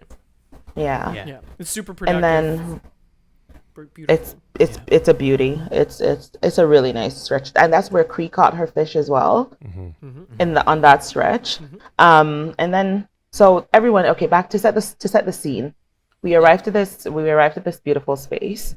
Everyone's taking their stuff. Some people have gone up and did the portaging with the guys. Some of the girls have gone up. Rhiannon, I think it was Rhiannon and I that were hanging back a bit, and we were gonna fish. So we fished the same stretch that we did the first day that we came in, and Rhiannon standing just a little bit up above where I'm standing. Again, testing my luck in the same spot that I caught my first fish the first day. And I'm like, Rhi, come down here. I'm like, the water is kind of flat up there. The sun's really up. It's really clear. It's too clear. I'm like, come down and stand just down below where I am. There's more cover. Maybe like- There's the water's rougher. Your instinct. Yeah, yeah, there's yeah. like Yeah. there's a lot more boulders there for the trout to hide in and stuff. So I'm like, Rhi, come fish here. So I guided her to that spot. Did you hear me say I guided her? Yeah, I guided her to that I heard spot. that, And okay, just so you're aware. And then we she's casting. I'm like, Rhi, she had what was she fishing with? I think it was Classic a woolly. It was a black woolly bugger. woolly Black bugger. woolly. Black woolly. Yeah. Yeah, black woolly bugger. Chalk another And one I'm like, up for Rhi, the just black woolly bugger. black woolly bugger. Love it. Yeah. Amazing. I'm like, Amazing Rhi, just fly. cast under the tree. I'm like, cast under Yeah. the tree over there and let it drift, and let it hang. Just let it go all the way out. So she Yeah. did. Couple casts, nothing. I'm telling her to fish it like steelhead, just to keep moving Right. a little bit further, right? Yeah. Anyway, she did that cast, and then she's like, "D, I'm stuck." So I'm like stuck. I'm like, step the opposite way of where you cast it and pull it back that way to get it on hook. Yeah. And then she's like, "Oh my God, no, I'm not stuck. I think it's a fish." Oh, man. Dude, Yeah. or dudes, or humans. Yeah. I do not know how the hell I got to the spot where Rhiannon was standing. I'm sure you guys heard me scream Yeah. I from did. all the end of Temagami from outfitting. all the heard end you of the scream. other port. Dude, I think people in Toronto heard me scream. Yeah, I'm yeah, yeah. surprised there wasn't People in like a Jamaica heard you lockdown or scream, something. actually. Yeah. I'm sure they did. They were my like, my "Demiesha?" grandma and my relatives heard me. Yeah, They're like, "Demiesha, Demiesha? see, yep, yep." And then got there. That's awesome. Rhiannon's like, it took her. I guess she got so like startled by it and not wanting to lose the fish. It was like a 2 second. It was like a 2 second retrieve, like literally between me getting there, her getting the fish in, me netting the fish. It probably took a whole 2 seconds if it took that long. But when we pulled it out and we saw the fish that was in there, I think Yilma, you finally came around. Yeah, I finally did. Were you there? You came. Well, yeah, 'cause I heard you guys, and I had like 5 bags on me at the time on the trail, so I couldn't get the camera. I did like 300 push-ups. I don't know if you guys heard. All the heaviest stuff. I had all the that. heaviest stuff was Yeah. in my bags. But he's and right then though. it- It was this moment where it was again where we all had canoes. Yilma Right. had It 16 was bags. like you were moving, and we were you like, know? we Yeah. heard the screaming, and we're like, oh shit, good screams, bad screams. They sound like good screams. I hope they're good screams. You know. Yeah. And then when I walked in, I only had my phone on me, and I'm like, fuck. I'm like, shit, Aldo's gonna like fire me from SoFly. And I ran into the river, and I pulled out my phone because all I had, and I got the video. Oh, and I still have that video, Aldo. I think we uploaded it. Anyways, I digress. And this thing was just, other than the beautiful, beautiful colors, it was like 20 inches of just brook trout gorgeousness, Oh, Demiesha, 20 inch? Demiesha, Wow. you're muted. Oh, no. It wouldn't be a video call if someone didn't get muted at some point, right? I think maybe her microphone came unplugged. Oh yeah, her mic, yeah. Oh, Oh no. quick technical fix here. You net the fish. I net the fish, and between screaming Yeah. and screaming harder, Yeah. and Rhiannon laughing her face off and having the moment of her life for catching the biggest fish on the trip. Yeah. The biggest It fish was on that another- river with our trips. So it was a huge brookie. Oh, it was a 20-inch brook trout. And like That is in like so full like FU spawning reds Oh, and wow. and yellows and Yeah. Wow. And Demiesha, you guided her into this fish. What a moment. That is so I awesome. did. I felt so proud of myself. Like, Yeah, hell yeah. like I really wanted to pat myself on the shoulder, Yeah. buy myself a drink, all Yeah. that stuff, just because I did that. Yeah. But It's it awesome. was again another moment, again in a connection, just because it was 2 women Yeah. out there on the water. We guided ourselves into that. Well, I mean, you guys World-class put us brook on the trout. river, but we guided Right. ourselves into that brook trout, which You was got that amazing. fish. You found that fish. I mean, You found that in that fish, spot, made the cast. Like, that's a heck of a fish. Like that's a world class brook trout. It's a world-class- amazing. It was a beautiful brookie. Yeah. And even like out of all of that, I'm still most amazed that when we released the fish, and I heard myself on the like the recording telling Rhiannon, like, good release, hold the tail, blah blah blah Yeah. blah. Like, I really have to take that out of the recording, but because I can hear myself and I sound awful. But when to release that brookie and watch it nestle itself right at her Yeah. feet in those rocks, Yeah. it was just another, like, I think that was more emotional for me than the catch, and I don't know why. Like, Yeah, and just I almost seeing- teared up with my first bonefish, so I get it. Sorry to interject. Like, sorry. That's okay. I just want to be a That's part good. of this That's good. conversation. Well, I But mean, We're for talking me- about you were in feelings. that I want to moment be a as part of well. it. Yeah, I mean, So- like, here's a place that's, I mean, it's traveled, but not well traveled, but has been traveled by, indigenous people for, 3,000 years. So the portages you're doing are the portages they did.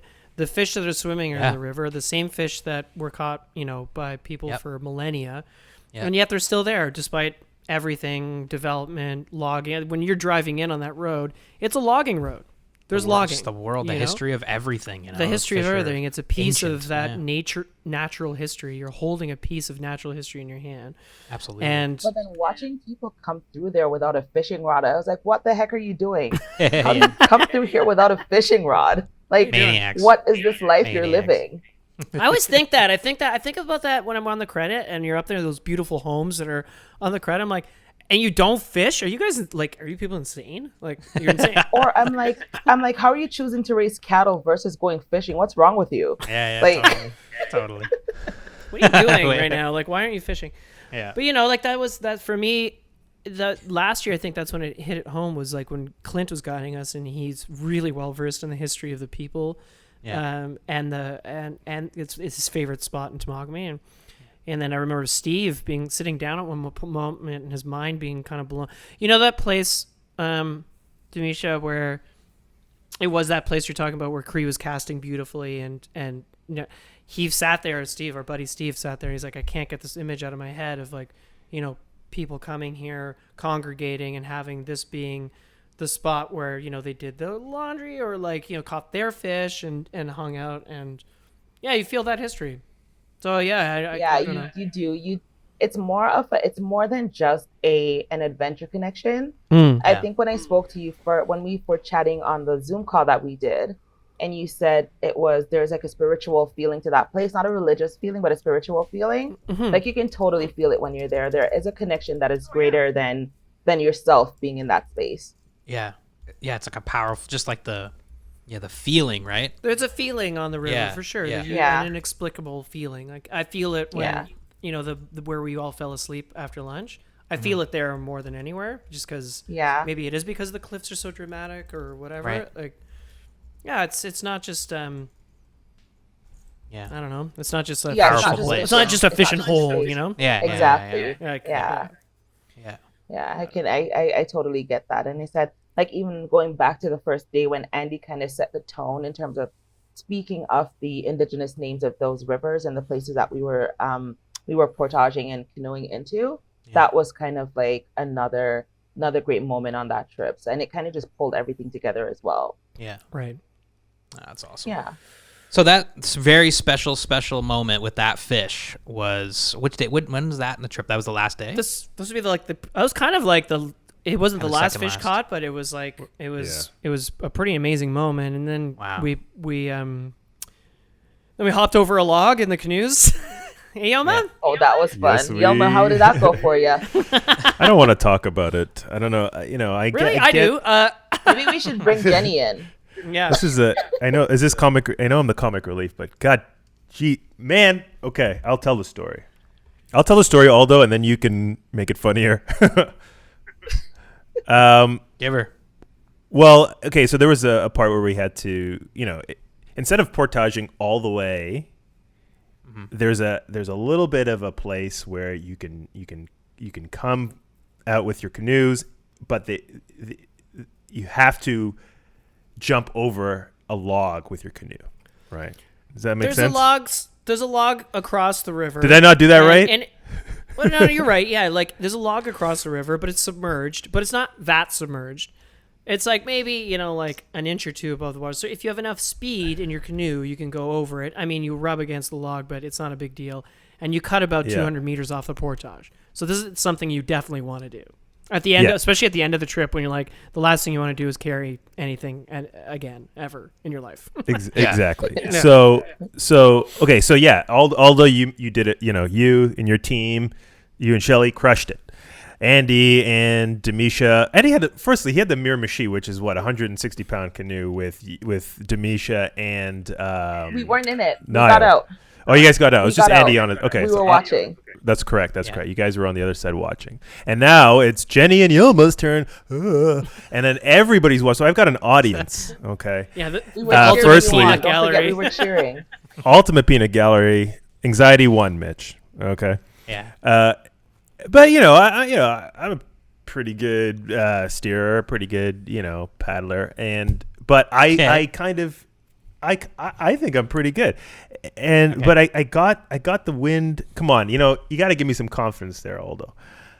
He's looking at me. Yeah. Oh my god! So I caught it was the wind. It was the wind. Yeah, the wind. It was- wind was it blowing. The wind was It was the Blustery wind. day. because a gale Or- force wind. It was either the wind or sometimes they call it the wind. I can't recall which one. Anyway, so I'm there paddling Jenny. I'm like full throttle. Let's go, Jenny. Let's go. And for some reason, I think the canoe steered itself, and it wasn't my fault. This canoe steered no, itself definitely right not into your fault. some very pointy trees that hit Jenny in the face. Spikes. Wooden spikes. Jenny had to could say- fully yoga could it say backwards wooden into the canoe spears. so she wouldn't get hit with the tree branches. Anyways, I brought You it could say back. You did it. I You brought did the it. But you I could did say, it afterwards. You could say you almost decapitated Jenny. You could say. I could say. But I you could. got it. You did bring her over. Yeah, We got did. it. We did. Safety Eventually, across we the I law. brought- Ultimately. Through Yes. very challenging situations. You made it happen. Well, the pressure And was Jenny looked high. at Everybody each was other watching sorry. Yeoman, expecting him to kill Jenny. So everybody, what's he's gonna freak out and go into a bunch of spikes. But after that, the sun, like we had this beautiful sunny paddle back to our final campsite, and as a reward, Jenny just laid back and slept. Nice. That was amazing. She was just like, I love that picture of her. She's just in the front of the canoe, sitting like lying back on a canoe pack, and sun's Awesome. on the face, and it's just Yeah. like it was so warm. It was awesome. I have Yeah. such great video of those two. So I have really good video content of you, and I have really good video content of you, Aldo, with Shelly. Oh, Shelly and I had so much fun. We had it's bonded so quickly. It was great. I'm It was jealous. so special Like meeting her. y'all were like long lost siblings. Yeah. It kind of felt I that just way, gave to be her- honest. I gave everybody a sibling on this trip, didn't I? Yep. Yeah, you did. You did. Nio's my Shelley- sister. Shelly talking this trip up, like she's really gotten me stoked to go. Like Shelly had a blast. Yeah. Oh. Shelly's cried like a million times about this trip. Yeah, I love Shelly. Oh, there's a few paddles. I was like, we were crying. Yeah. Yeah. We were, I mean, like even the conversations that came out of this trip, and just like again, when we came back and we were discussing the trip and discussing how people felt, Yeah. it's like, I still end up at this point in the conversation where it's like, I don't know, that's Yeah. it. Yeah, it was I just- don't know. Yeah. It was one of just a those special- transformative canoe trips, as canoe trips can only be. I don't know. I feel like the footage is going to be a great way for everybody to feel, Yeah. how special it was. That always is the way to, like, when I miss a trip or something like that, you see the footage, you're like, oh, I see exactly what, you're all saying. And these guys it was my birthday on the last night. Yeah. And I have to thank these guys for stowing away cake and balloons. Oh my God, that's so sweet. I went cake and balloons and sung happy birthday. So thank you guys. That was really special. It was a nice little moment. We made sure that happened. It was that's an awesome it wasn't moment. not going to happen. I spoke to Karen before we came up, and she told us that it was your birthday and all that stuff. And then we it was a very special birthday for you as well. And we came up and then just having It was a having- very making that special moment- birthday. Yeah, making that moment for you and making that something very memorable out of the trip, out of the guiding and all the other experiences. I really wanted that for you. And again, I didn't know you before, but that moment and seeing you, connecting with you through that and connecting with you through that experience kind of, again, solidified that we were always meant to be. Yeah. That's such a sweet moment. Damn, you're gonna get me to cry over here. It's okay. I've cried a million times before. It's okay. Yeah. But yeah, I think, and again, like I'll go back and I'll say nothing happens before it's time. So for me, this kind of pulled the trip. This trip could have happened last year. It could have happened any other time. But I think this year, when it happened, how it happened and who it happened with was exactly the way it was supposed to go. I'm so excited. I'm so sad that I missed it. I'm so excited for next Yeah. year. Because it's happening We're again sad next t- year, right? Oh, it is. We've already locked in our date. Like, I think we have. I think, Yeah. Our The other date's fun already thing is, solidified. I don't know. I felt like at the end of it anyway. Demiesha and I have already gone fishing here at home Yeah. together. I felt after that I was like, well, now we've got new fishing buddies. Oh yeah. It's always nice to have nice, fun fishing buddies. Yeah, we went out for drinks a couple days ago. We're hanging out. We're gonna go fishing. Gotta do some casting. this- Demiesha and I live so close together. We gotta hit the Yeah, you Humber. guys gotta hit the Humber. Yeah. You know what Yeah. you know how you what's that high school graduation song? The Mm-hmm. one that they've all play. As we go on, we'll Yeah, remember. Oh That yeah, song? totally. Yeah, I think that's our song. I think that's the song. All Demisha, the times once thing. Yeah. Oh, Yeah. that's the one. Yeah. Once the. Yeah, that song. I gotta plan better because I can't. It can't be. I feel bad I wasn't there with you and Shelly when we went a couple weeks ago. So next time when work comes down a little bit, we'll get out steelheading.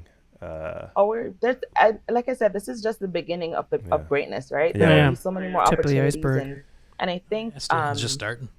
it's just starting, and this is where we build. And this is why I say community for me isn't a specific group of people. Community is everyone who manages to come into the space and help it feel safer, help it feel more welcoming, and help it feel like, like you belong here. And for me, I feel like I belong here with you guys and with the community that's created around this relationship. It is belonging and it is community. Oh, geez, that makes us feel really good too. I mean, it's really, really sweet that we can be that, and we kind of give off that vibe, and we have that kind of feeling to us. It's really nice to know. It's very important to me. And Oh, yeah. to us, yeah, for sure. 100%. It is an important piece too. Plus, it's also good that I don't know. It's just the whole thing. The whole thing's good. It's good Yeah. all around. Yeah, Yeah. I've already told Karen, I'm like, I feel like this is a BGW adoption program where we've Yeah. now adopted you guys as our brother call, I guess you call it. Brother Yay. Cody. Yay. We fish, we have good conversations, we chill, we chat, Yeah. we laugh. We make fun of each other to the maximum, which is great because I miss ribbing on my brother. And I told Yilma again that when I see him and when I see how he moves and who he is, Yeah. he reminds me so much of my brother who lives in Connecticut, in Boston. Yeah. And because of the Covidius Maximus, I can't see my brother. So I'm just Covidius holding a Yilma. Totally. Yeah. I'm just holding Yilma as my brother until well, even after we go back across the border, Love he'll it. still Yeah. be. Absolutely. yeah. I love it. Absolutely. Amazing. Well, thanks again for Oh, wait a minute. So we Wait wake a up. minute. Wait a minute. Hold up. We wake Press the up. pause button there. Press the pause Oh, button. wow. Wake up. It's the last morning. We Yeah. we pack up camp. We have breakfast. We've got one more run to fish on the way out. Yeah. It's a beautiful, sparkling morning. The sun's shining. Everyone's feeling good. Everyone's paddling really well. We've got everybody at the last spot, this spot is great. I think, Demiesha, you said really well on the first day going in because you could see everybody fishing. It's you're not spread out at this point. Everybody's the same run. So, if you were to say in frame, everybody Yeah. can see everybody fishing together, which is a really cool moment. Nayo is like in the zone. She's got 5 days of never fly fish before, but she's got 5 days under her belt now. Missed a couple fish, fished on her own. So she steps into the run, pops a couple casts with a Chernobyl ant. But Aldo, before you hit it, can you set the scene because Nayo zoned out. Nayo blocked us all out, and Yeah. Nayo zoned into that moment. Mhm. Oh, Like Yeah. she connected to it was a nature connection there. Like Yeah. it was solid. Totally focused. Okay, keep going. Sorry, had to get that in there. No, Total you're focus. It's like total focus. And I remember I was fishing with Jenny at that point, and Jenny's like, she was like, "Oh, where are the fish?" And we were like, she's like, where would the fish be holding here? Trying to take in that. And she's like, I think you were saying, you'd find them on this foam line where the two currents connect. I was like, yeah, pretty much exactly where Nayo's fishing. And then at that exact moment, Jenny and I are watching her Chernobyl, and I was like, yeah, pretty much. Yeah. You see where Nayo is? She's drifting like this current seam. That's exactly where you wanna. And then, boom, this just this beautiful 16-inch brook trout hits her Chernobyl ant like a 4-pound bass hitting a popper. Yeah. Because at this where Nayo's fishing, the water's not moving fast. It's moving, but it's slow. It's it's barely moving. So this fish was just big toilet bowl that's rise. awesome. She sets the hook perfectly. Shelly is off like a shot with the net, just I got it. I'm I got coming. it. Yeah. Because Yilma and I both have the cameras out. Yeah. So it was this awesome moment. Shelly nets the fish. Nayo's got this. This is her first brook trout. She had lost a few fish along the trip, but this was the last moment of the trip was her first fish ever, and it's like Yeah. this beautiful 16-inch fish. Caught. I didn't tell her what to do. Yeah, And Andy, nobody told her what to do. That is so awesome. And she was just like, we're in. Yeah. Yeah. So She's calm, very calm. like She's so very calm calm, person. so calm, reeling it in and getting it to the net, and Shelly was great. awesome on the Shelley net nets it. job, Yeah. and this beautiful release moment, and in talking with Nayo after, she's like, I was just, I was really trying to think about everything we were talking about through the week, like where to place the fly, like where to stand, how to have my body positioned, and she's like, and positive reinforcement, a beautiful fish. And what a way to end the trip. What a way to just like put a big exclamation mark on the trip. Yeah. Oh, man, That was awesome. that again. Moments, like so many moments, just moments everywhere. Mm-hmm. I love it. Yeah. And then we paddle out. Eric is on time, miraculously, with sandwiches. And that's it. We pack up and we go home. Yeah. I love it. Oh, what a beautiful trip. We meet Yoma's car too. Remember we met Yoma's car. Oh. Yelma's cars, Type R. But yeah, that was Talking about it the whole yeah. trip, yeah. Yeah. Let's talk about his car the whole trip. We pull into the Temagami outfitting parking He's lot. like, He's like, "There Jenny, it Jenny, is." Jenny, Jenny, Jenny, Jenny, Jenny, It's actually a Jenny, nice Jenny, car. Jenny. It's a nice car, Yoma. Yeah. Thank you. Jenny's like, It's a very nice, very well kept car. Mitch has his. Jenny's same like, one, what? it's just longer. Yoma, what? Jenny's Yeah. like, what? Yeah. What? What do you want? What do you want, Yoma? And he's like, that's my car. It's my car over there. It's parked over there. It's the silver one. And she's like, okay, great. I love that. I gotta go to work, Yoma. Come I on, love I got things to do. I love it. Well, it sounds like it was obviously an exceptional trip. Can't wait to go next year. Mm-hmm. You don't have to wait until next year to experience the magic. We're coming off the winter. I'm so winter. stoked for winter camping. Yeah, I love winter camping. I mean, the thing is, I've never been to Lady Evelyn. Like, I can't wait to go see. But winter camping's gonna be You've never sick. been there. I know. Been to Lady F? No, it's always I've been never made Yoma it. and I doing the trips. Yeah, it's always been like a moment where I've missed it. Yeah, Well, you're in Gab for was it. there. Mitch, you're in for I it. do. All right, true. Stoked for You are winter in for camping. Winter something. camping's gonna be awesome, no doubt about that. Yeah. But should we take a 2-second break and then come back and do Mitchie's Fishies 5? Is that How's you that sound? asking to go to the bathroom? I have to go to the bathroom. I drank a lot of green tea. All right, well, we're gonna hear some words. We'll be right back after this. Today's episode is brought to you in part by Gills Fly Fishing International. Gills Fly Fishing International provides the destination fly fishermen with the best personalized trip planning and booking experiences possible. And they run FFI Magazine, an online fly fishing magazine with articles from your favorite fly fishing writers. The magazine is filled with tips, trips, and tightline stories to get you jacked for your next adventure out on the water. Visit flyfishinginternational.com to learn more. That's flyfishinginternational.com. Mitchie's Fishies 5? Yeah. Let's do it. Mitchie's Fishies 5. All right, Demiesha. Every episode we ask our guests the same 5 questions. Mitchie's Fishies 5. More kind of general fly fishing questions. We're going to ask you them now. Take your time. No rush. It's not like a buzzer beater thing or anything. So the first Mitchie's Fishies 5 is, what is your favorite fish and why? If you had to pick a favorite fish, what would it be? Jeez, that's so difficult. I know. A brook trout. Yeah, perfect. It fits perfectly with this too. I was like, I'm pretty sure I know the answer to this. What about why? What about brook trout? They're just as tiny as they can get, as big as they can get. I love them. I don't like. It's just there's just a special connection to them for me, and that's why I saved the front of my forearm to put a brook trout tattoo right here. Perfect. Oh, It's going to be where it's gonna live. Oh, I love that. You're gonna get a bricky tattoo. That's awesome. Yes, sir. You've now seen the spectrum of sizes of brook trout, like a full range. But I said, yeah, pretty much. And I still, that's still my favorite fish. No matter, give me a bass, give me a pike, give me, saltwater fish. It's still gonna be brookie.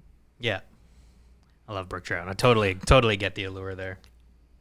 One quick thing before we move on. You just mentioned saltwater fishing. Do you see yourself going to Jamaica and bringing the fly rod now? Or have you already? Not yet. I haven't done it yet. Okay. You know, the funny thing is I haven't fished in Jamaica. Like at all? Like in any kind of way? Only once when I was like really young, I saw a man fishing on the beach, and it wasn't really a real fishing rod. It was just a pole. He's using a seine. He was using, and it was just like I tried it. Not that I could do anything with it, but I've never fished Jamaica. But I really do want to bring. I want to bring the conversation regarding fishing as a part of recreation and not just life sustaining. Right. Mhm. Yeah. to Jamaica, because people fish in Jamaica like crazy right now. But it's when you see anyone else fishing recreationally, it is always tourists. Right. It's never the locals. So Right. a part of my plan is to take that conversation there in terms That's of cool. fishing can be fun as well. Oh, that's Oh yeah, awesome. and really fun. I mean, Yeah. yeah, I've been to Jamaica a few times. It's beautiful. Never fished, but have eaten the fish. Let me take you and treat you like a local.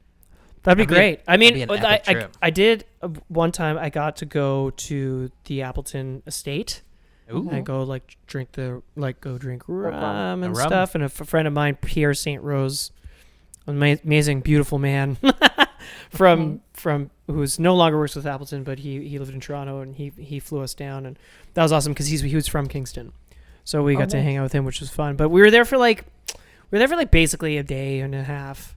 Yeah. Yeah, Like you it- need me to take you into Yeah, the hood. exactly. Like these brand trips when they take you down, and like That'd it's be cool. it's a whirlwind, and you don't get you kind of get an experience, but not Yeah. like Let me take you not to like a place where Demiesha they- Dennis you know, experience. Yeah. Yeah. And take you to so you can pick a mango fresh from the tree and eat it there, That's and awesome. you know, yeah, So get sweet. fresh fruit and have my uncle make you some curried goat and Oh, all that's that good awesome. stuff, you know, And then go fly fishing.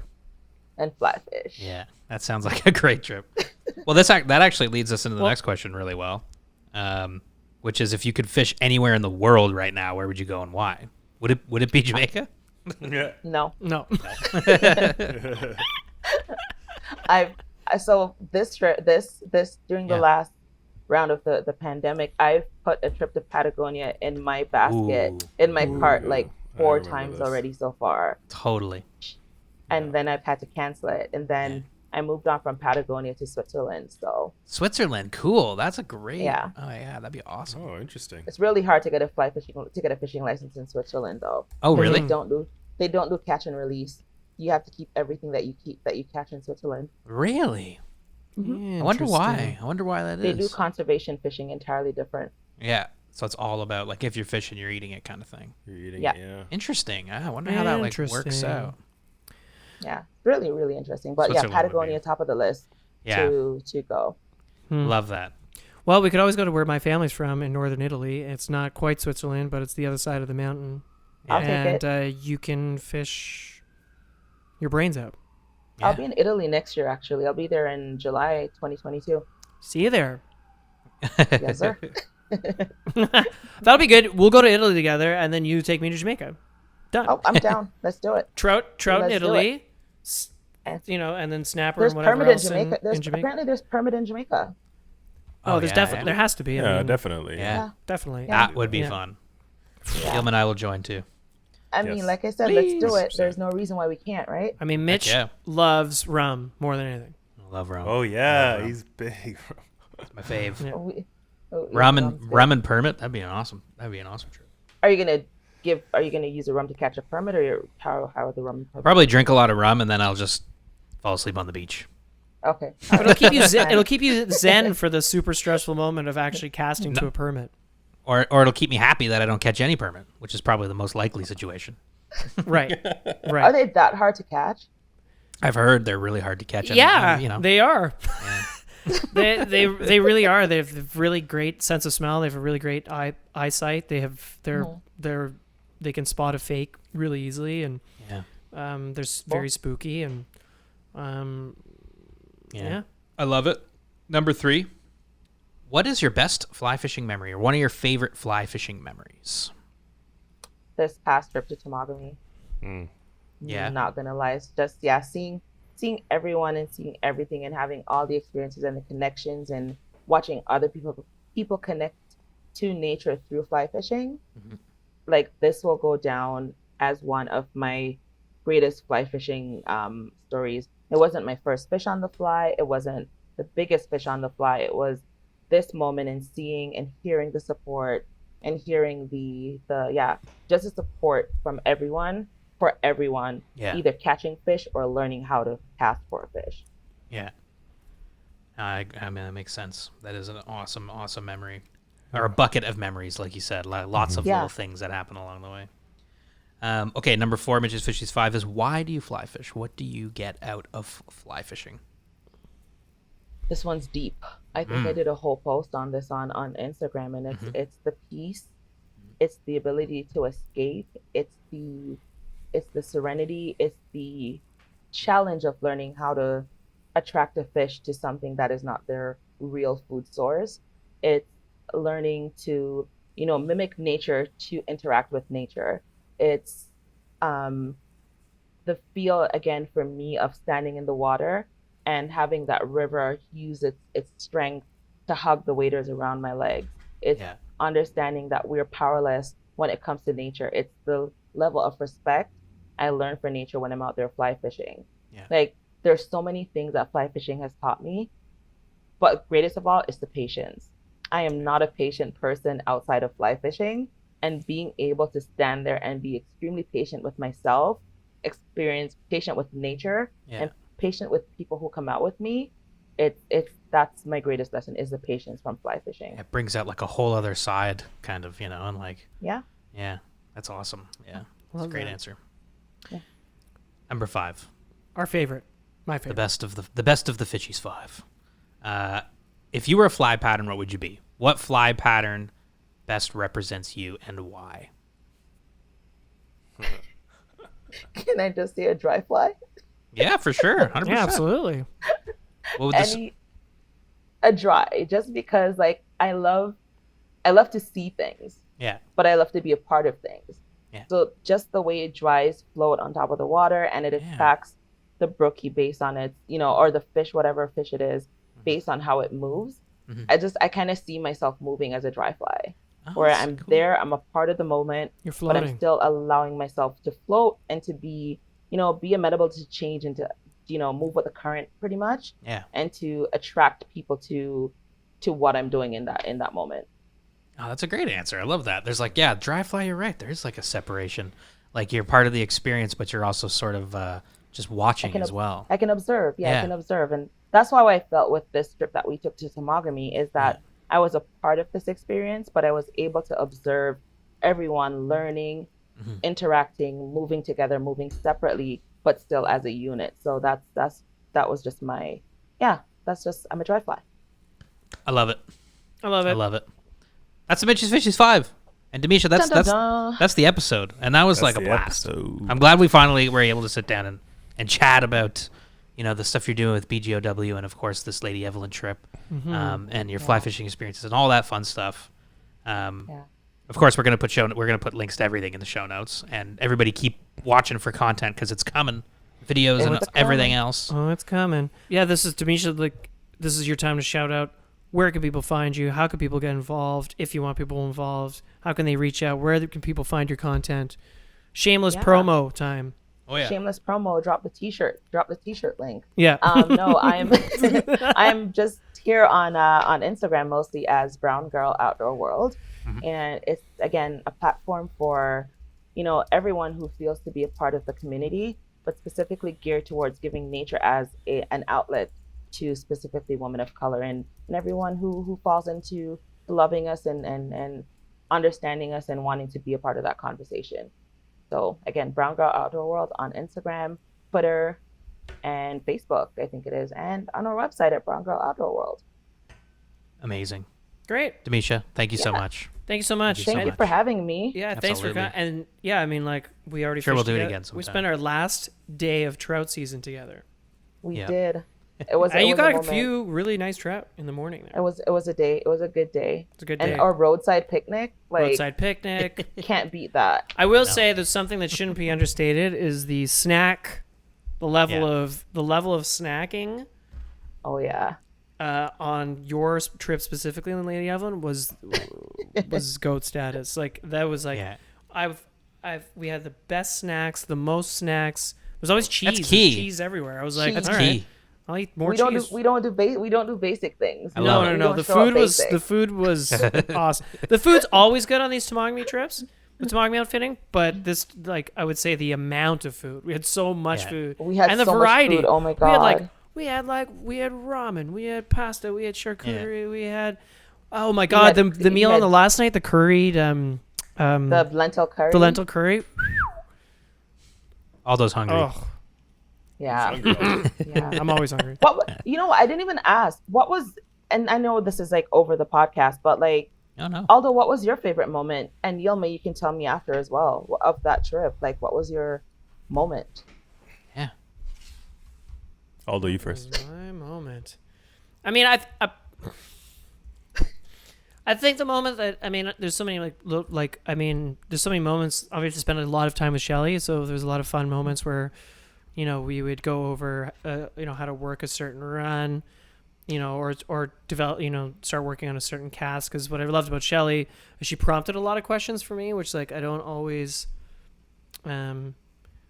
sometimes I've caught like, oh, am I trying to instruct too much, kind of thing. Where like what I found really easy with Shelly was like, she was like, okay, can you show me how to do this, or can you show me how to do that? So it was like watching her develop, day after day was really cool.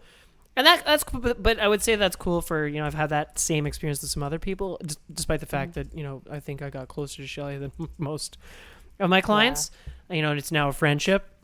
But I will say that moment where we were all on top of that cliff sleeping was like, there's just, I don't know, it was just like the sun cracked through and everybody it just felt like a really calm, peaceful moment. And everybody like, and I actually kind of remember like out of the corner of my eye, because you were fishing and you came back to everybody asleep. Yeah. And I kind of remember like seeing you just like look around with your phone, and then you just had the biggest grin on your face. And I was like, and I think at that moment, as stressed as, when stressed is right, or concerned, or maybe stressed as Andy, Yilma, and myself were, prepping for the trip, I was also at that moment where I realized like you also had a lot on your shoulders, like, taking, having these people trust you to be like, yeah, we're going to go in the woods with like 2 white guys, and a white guy's going to drive us there. It's 4.5 hours north. Is that cool with you guys? So oh, here I am saying guys again too. Brutal. But is that okay with everybody? It's a learning space. And so I remember that moment, because you had like this giant grin on your face, and I was like, oh yeah, this was obviously a big source of not stress, but concern for you too. And like that moment made me feel really good about how everything was going, and just how calm and relaxed everybody felt. And I think that moment, even though it had really not really anything to do with fishing, I really liked that moment. And every night by the fire was pretty hilarious. Like the night when it was like raining and we were all underneath the tarp playing Never Have I Ever. With Yilma stressing out about Never Have I Ever was like, that was pretty funny too. Yilma's like, how do you play this game? It was like, how do you play this game? And Demiesha's like, well, okay, so somebody says something, and if you've done that thing, you drink, and if you don't, you don't. And he looks like his face, like he goes like, I don't know, he's like, I can see the stress flying through his eyeballs. He's like, out. And then he goes, oh, I don't want to play this game. I do not want to play this game. I'm not telling. It was so funny. But then we stayed and we played. Oh, it was so much fun. fun. It was a great night. Oh, we laughed so much. It was a great night. We had so many laughs. So for me, I think those little in between moments are my favorite moments, because like it's easy to say, oh, we caught a giant fish. Yeah. Fun, which of course is fun, but I think it's those in between moments for me that are always the best. Yeah. What about you, Yilma? Oh man, I think Aldo has a point. It's the in between moments for sure. But if I can pick a specific one, which I don't like doing because there's so many great moments, or just your favorite takeaway, like what did the trip mean to you? I love the fact that we all could get along on a human level versus any other level. Like it's very equal level. And I think that was like a huge takeaway, especially the comments from Jenny and Nayo and everyone once we got back. It just meant a lot. It hit home. It's just like it felt so wonderful. I mean, like this is how everyone in our society should be working together and should be treating one another. So I think that was like the biggest for me, if I'm being honest. Yeah. And I think I feel that too. And even in continuing conversations outside of fishing, and us having that group chat, which is still a very resourceful place for people to just ask questions about fishing, or to make fishing plans and stuff like that. I think again that human connection that was created out there is something special. Yeah, I love that we have a group chat now with everybody. It's so much fun. Yeah. Shelly's basically always like, when are we going fishing? When are we going fishing? When are we going fishing? We're like, yo, man, I gotta work. I love how much she loves fishing. It's awesome. Yeah. Yeah. Yeah. Well, the good times will roll on, and Demiesha, thanks so much again for coming on the show. It was awesome. Thanks And for having me, guys. we'll see you soon on the water. For sure. Very soon. Very soon. Soon. Soon. Steelhead season. Exactly. Okay, bye. Bye, everybody. Bye. Well, that's another fantastic episode in the books, isn't it, fellas? Oh, an absolutely fantastic episode, I think. Sounds like a wonderful trip. Yeah. Demiesha, thank you so much for coming on the show. And also, thanks so much for, partnering with us to do the trip and bringing us along for the journey. I'm speaking for you guys. I mean, I'm saying kind of as SoFly, because I wasn't there, obviously, but, I mean, I gotta say, Mitch, they were bummed you weren't on the trip. Like, everybody was pretty bummed. Like, I mean, obviously, me and Yilma are bummed, but... I can't wait. I can't wait to go. It's Shelly was bummed. You know what I'm stoked for? Winter camping. Just get the crew together. Let's go out in the woods and ice fish. So much fun last year winter camping. It was super fun. It was super fun. But yeah, no, it was a special trip. Like we said, a couple times during the cast. It was glad they took that leap of faith. Because we're not women. And I'm not a racialized person at all in any way, shape, or form. So exactly. Glad they felt they could trust us, and I'm glad everybody had a great time. That was really meaningful. Yeah. 100%. And also, I'm like pretty big fangirl of Demiesha's. She's pretty funny. Yeah, it's nice when you find somebody who's funny, Yeah, like sense just of humor goes a long way. down to earth, funny, fun. Yeah. People, that's our kind of people, Like, it's nice to... Charlie's funny, Jane's funny, everybody was funny. Like, Everyone's funny. Everyone's funny. It's nice to be funny. That's what life's all about. Happy, fun moments under the sun. Yelma? Hey, Yelma? Yeah, absolutely. I agree. I'm aligned. Oh, God. He's the lion language. So everybody at home... What's next for us? For us... What's next for us? What's going on? Oh, I know. Yeah. On the 23rd, Mitch is getting married. I love when I can fun. look forward to something. Yeah. Oh. Yeah. Oh, Yilma and I we got our dates. We're gonna be a ball. We're driving up to Ottawa. Yeah. The Valley. Got our suits. We got our suits. Our yeah, fashion Yilma and I went on. shopping together. Yeah, we both got a bought couple of suits. we came back. We're like, let's get some suits. And we literally just went in and got suits. Yeah, we came back from Temagami. We're like, it was like Anchorman. We're like, suit shopping. We like got lunch. It was awesome. Yeah. But no, Mitch, we got It'll be fun. I'm excited, guys. Mitch, you've been out steelheading a couple times. It's hot, hey? Yeah, it's been like 25 degrees. It's early. Wow. We're just going out. Idis and I are going out practice casting. Get out the spay gear. Get in have the some swing fun. of things. What the heck is this guy talking about over here? Huh? My God. I messaged, I DM'd Adam at Flywater Steelhead. Yeah. And I was like, yes, Adam, you think you got I did too. Any flies I could yeah. Get off you, because his flies are amazing. And he was like, oh, it's funny. Mitch just messaged me, and I was like, that son of a Mitch. Yeah, I hit him up. I was like, can you give me that blue kind of hobo spay that he gave me last year that I used? I was like, you son of a Mitch. We're gonna meet up with him. We're gonna get a coffee with Adam and we've steal already got some our of his flies. Yeah, definitely. We've got Loves we've flies. already got a float booked in with Ian Troop. I'm excited. I always look forward to our annual float with Ian. Oh, heck yeah. Go hang out with too. Nick and I like It'll be Matt, fun. and now It's gonna be a fun. Demiesha and Shelly. Yeah, we're gonna get out a bunch and we'll all hit the water and Shelly have a ball. loves steelheading. Holy shit! She's like, because she started center pinning. That was her foray into this whole thing. Yep. So No, we're gonna get out steelheading with Shelly for sure, and Demiesha and everybody else. Yeah, it's gonna be awesome. I can't wait. And that's gonna really kick off for me around Halloween. That's really when I'm gonna starts getting cold. Pumpkins come out. Oh yeah. Well, And I can't speaking wait of to watch Halloween, Nightmare Before. Yeah. Oh, sorry. What was that, Yella? I was just saying, I can't wait to watch Nightmare Before Christmas on Halloween. Right on. Oh, right on, man. Okay. Oh, right on, man. Well, speaking of Halloween, we're doing a Halloween episode, aren't we, Mitch? That'll be our next episode that comes out. It'll be a Halloween special with all kinds of spooky fishing stories. Actually, if you have any Send spooky us. fishing stories, send That's them what I was right getting at. now. Get on your computer, get into your email, type out a story. It could be bullet points even. Could be It could be fake. bullet points. It could be fake. As long as it's Who's reading them spooky. out? Am I reading them out, or are And you? we're gonna edit. I'm gonna write them together, and we're gonna read them out, and we're gonna put together a Halloween special. It's gonna be fabulous. And that's coming out at the end of the month. So get those stories in. Info at sofly.ca. info@sofly.ca. Yeah, the other thing is that's kind of fun is Halloween is a Sunday. Yeah. I think we should go fishing in costume. Yeah, totally. Let's do it. I'll be a pirate. Arr. I'm gonna put on kitty ears. I want to be a little kitty. I'm gonna be maybe I'll be a steelhead. Go as a gonna be steelheading. Steelhead holding a steelhead. Yeah. I'm gonna dress up as Mitch. Yeah. Oh, crickets. You should- You should dress up as a Sith Lord, Yilma, and then you could be Darth Vader.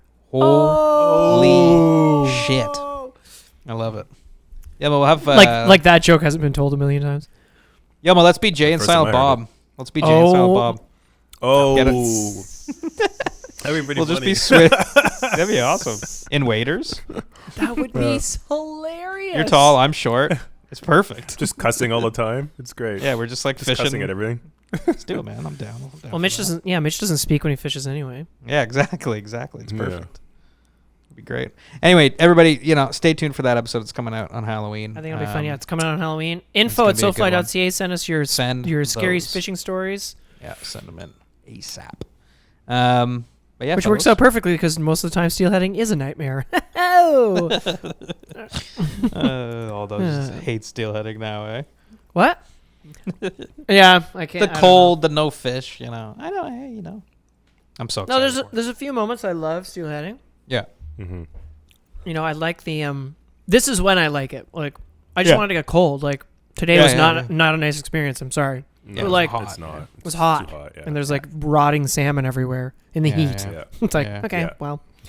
Yeah. But no, I love steelheading when the leaves are changing. January. And yeah, kind of like that first snowfall when you're Totally. there's no snow on the ground, but there's snow in the air, and like that's a really kind of fun, cool time to be on the river. But then I hear you. I actually it's love a steelheading long in- season. It's a long season. it's a I long season. Yeah. I actually like it in January, like closer to January, because I remember that day when Aldo and I went out New Year's Eve right. fishing. I actually A day something seared about in my it's brain. nice. Yeah. Yeah, Seared in my it's brain. beautiful. I do like the New Year's Eve. The New Year's Eve tradition of going steelheading before going to party that's pretty fun. Yeah, for sure. That's We'll really have fun. to do that again this year for show. Fun No doubt in my tradish, It's a fun tradish. Well, everybody, I gotta go edit this thing. This is coming out in hours, and so if you're hearing this, it's extremely fresh. Extremely fresh. But everybody, Yeah. thanks so much for listening. And Yelma, what were you gonna say? No, not important. As he's talking about editing, you're just interrupting him. Yeah. What? No. Okay. Everybody, thank you so much for listening, and that's it for me, Mitch. Aldo Yeah, thanks everybody. See you next time. and Yelma. Bye, everyone. Take care. Comb your hair. You can find all of our content at sofly.ca. Reach out via email by sending your questions or comments to info@sofly.ca. Find us on Instagram @the SoFly Crew. Thanks for listening.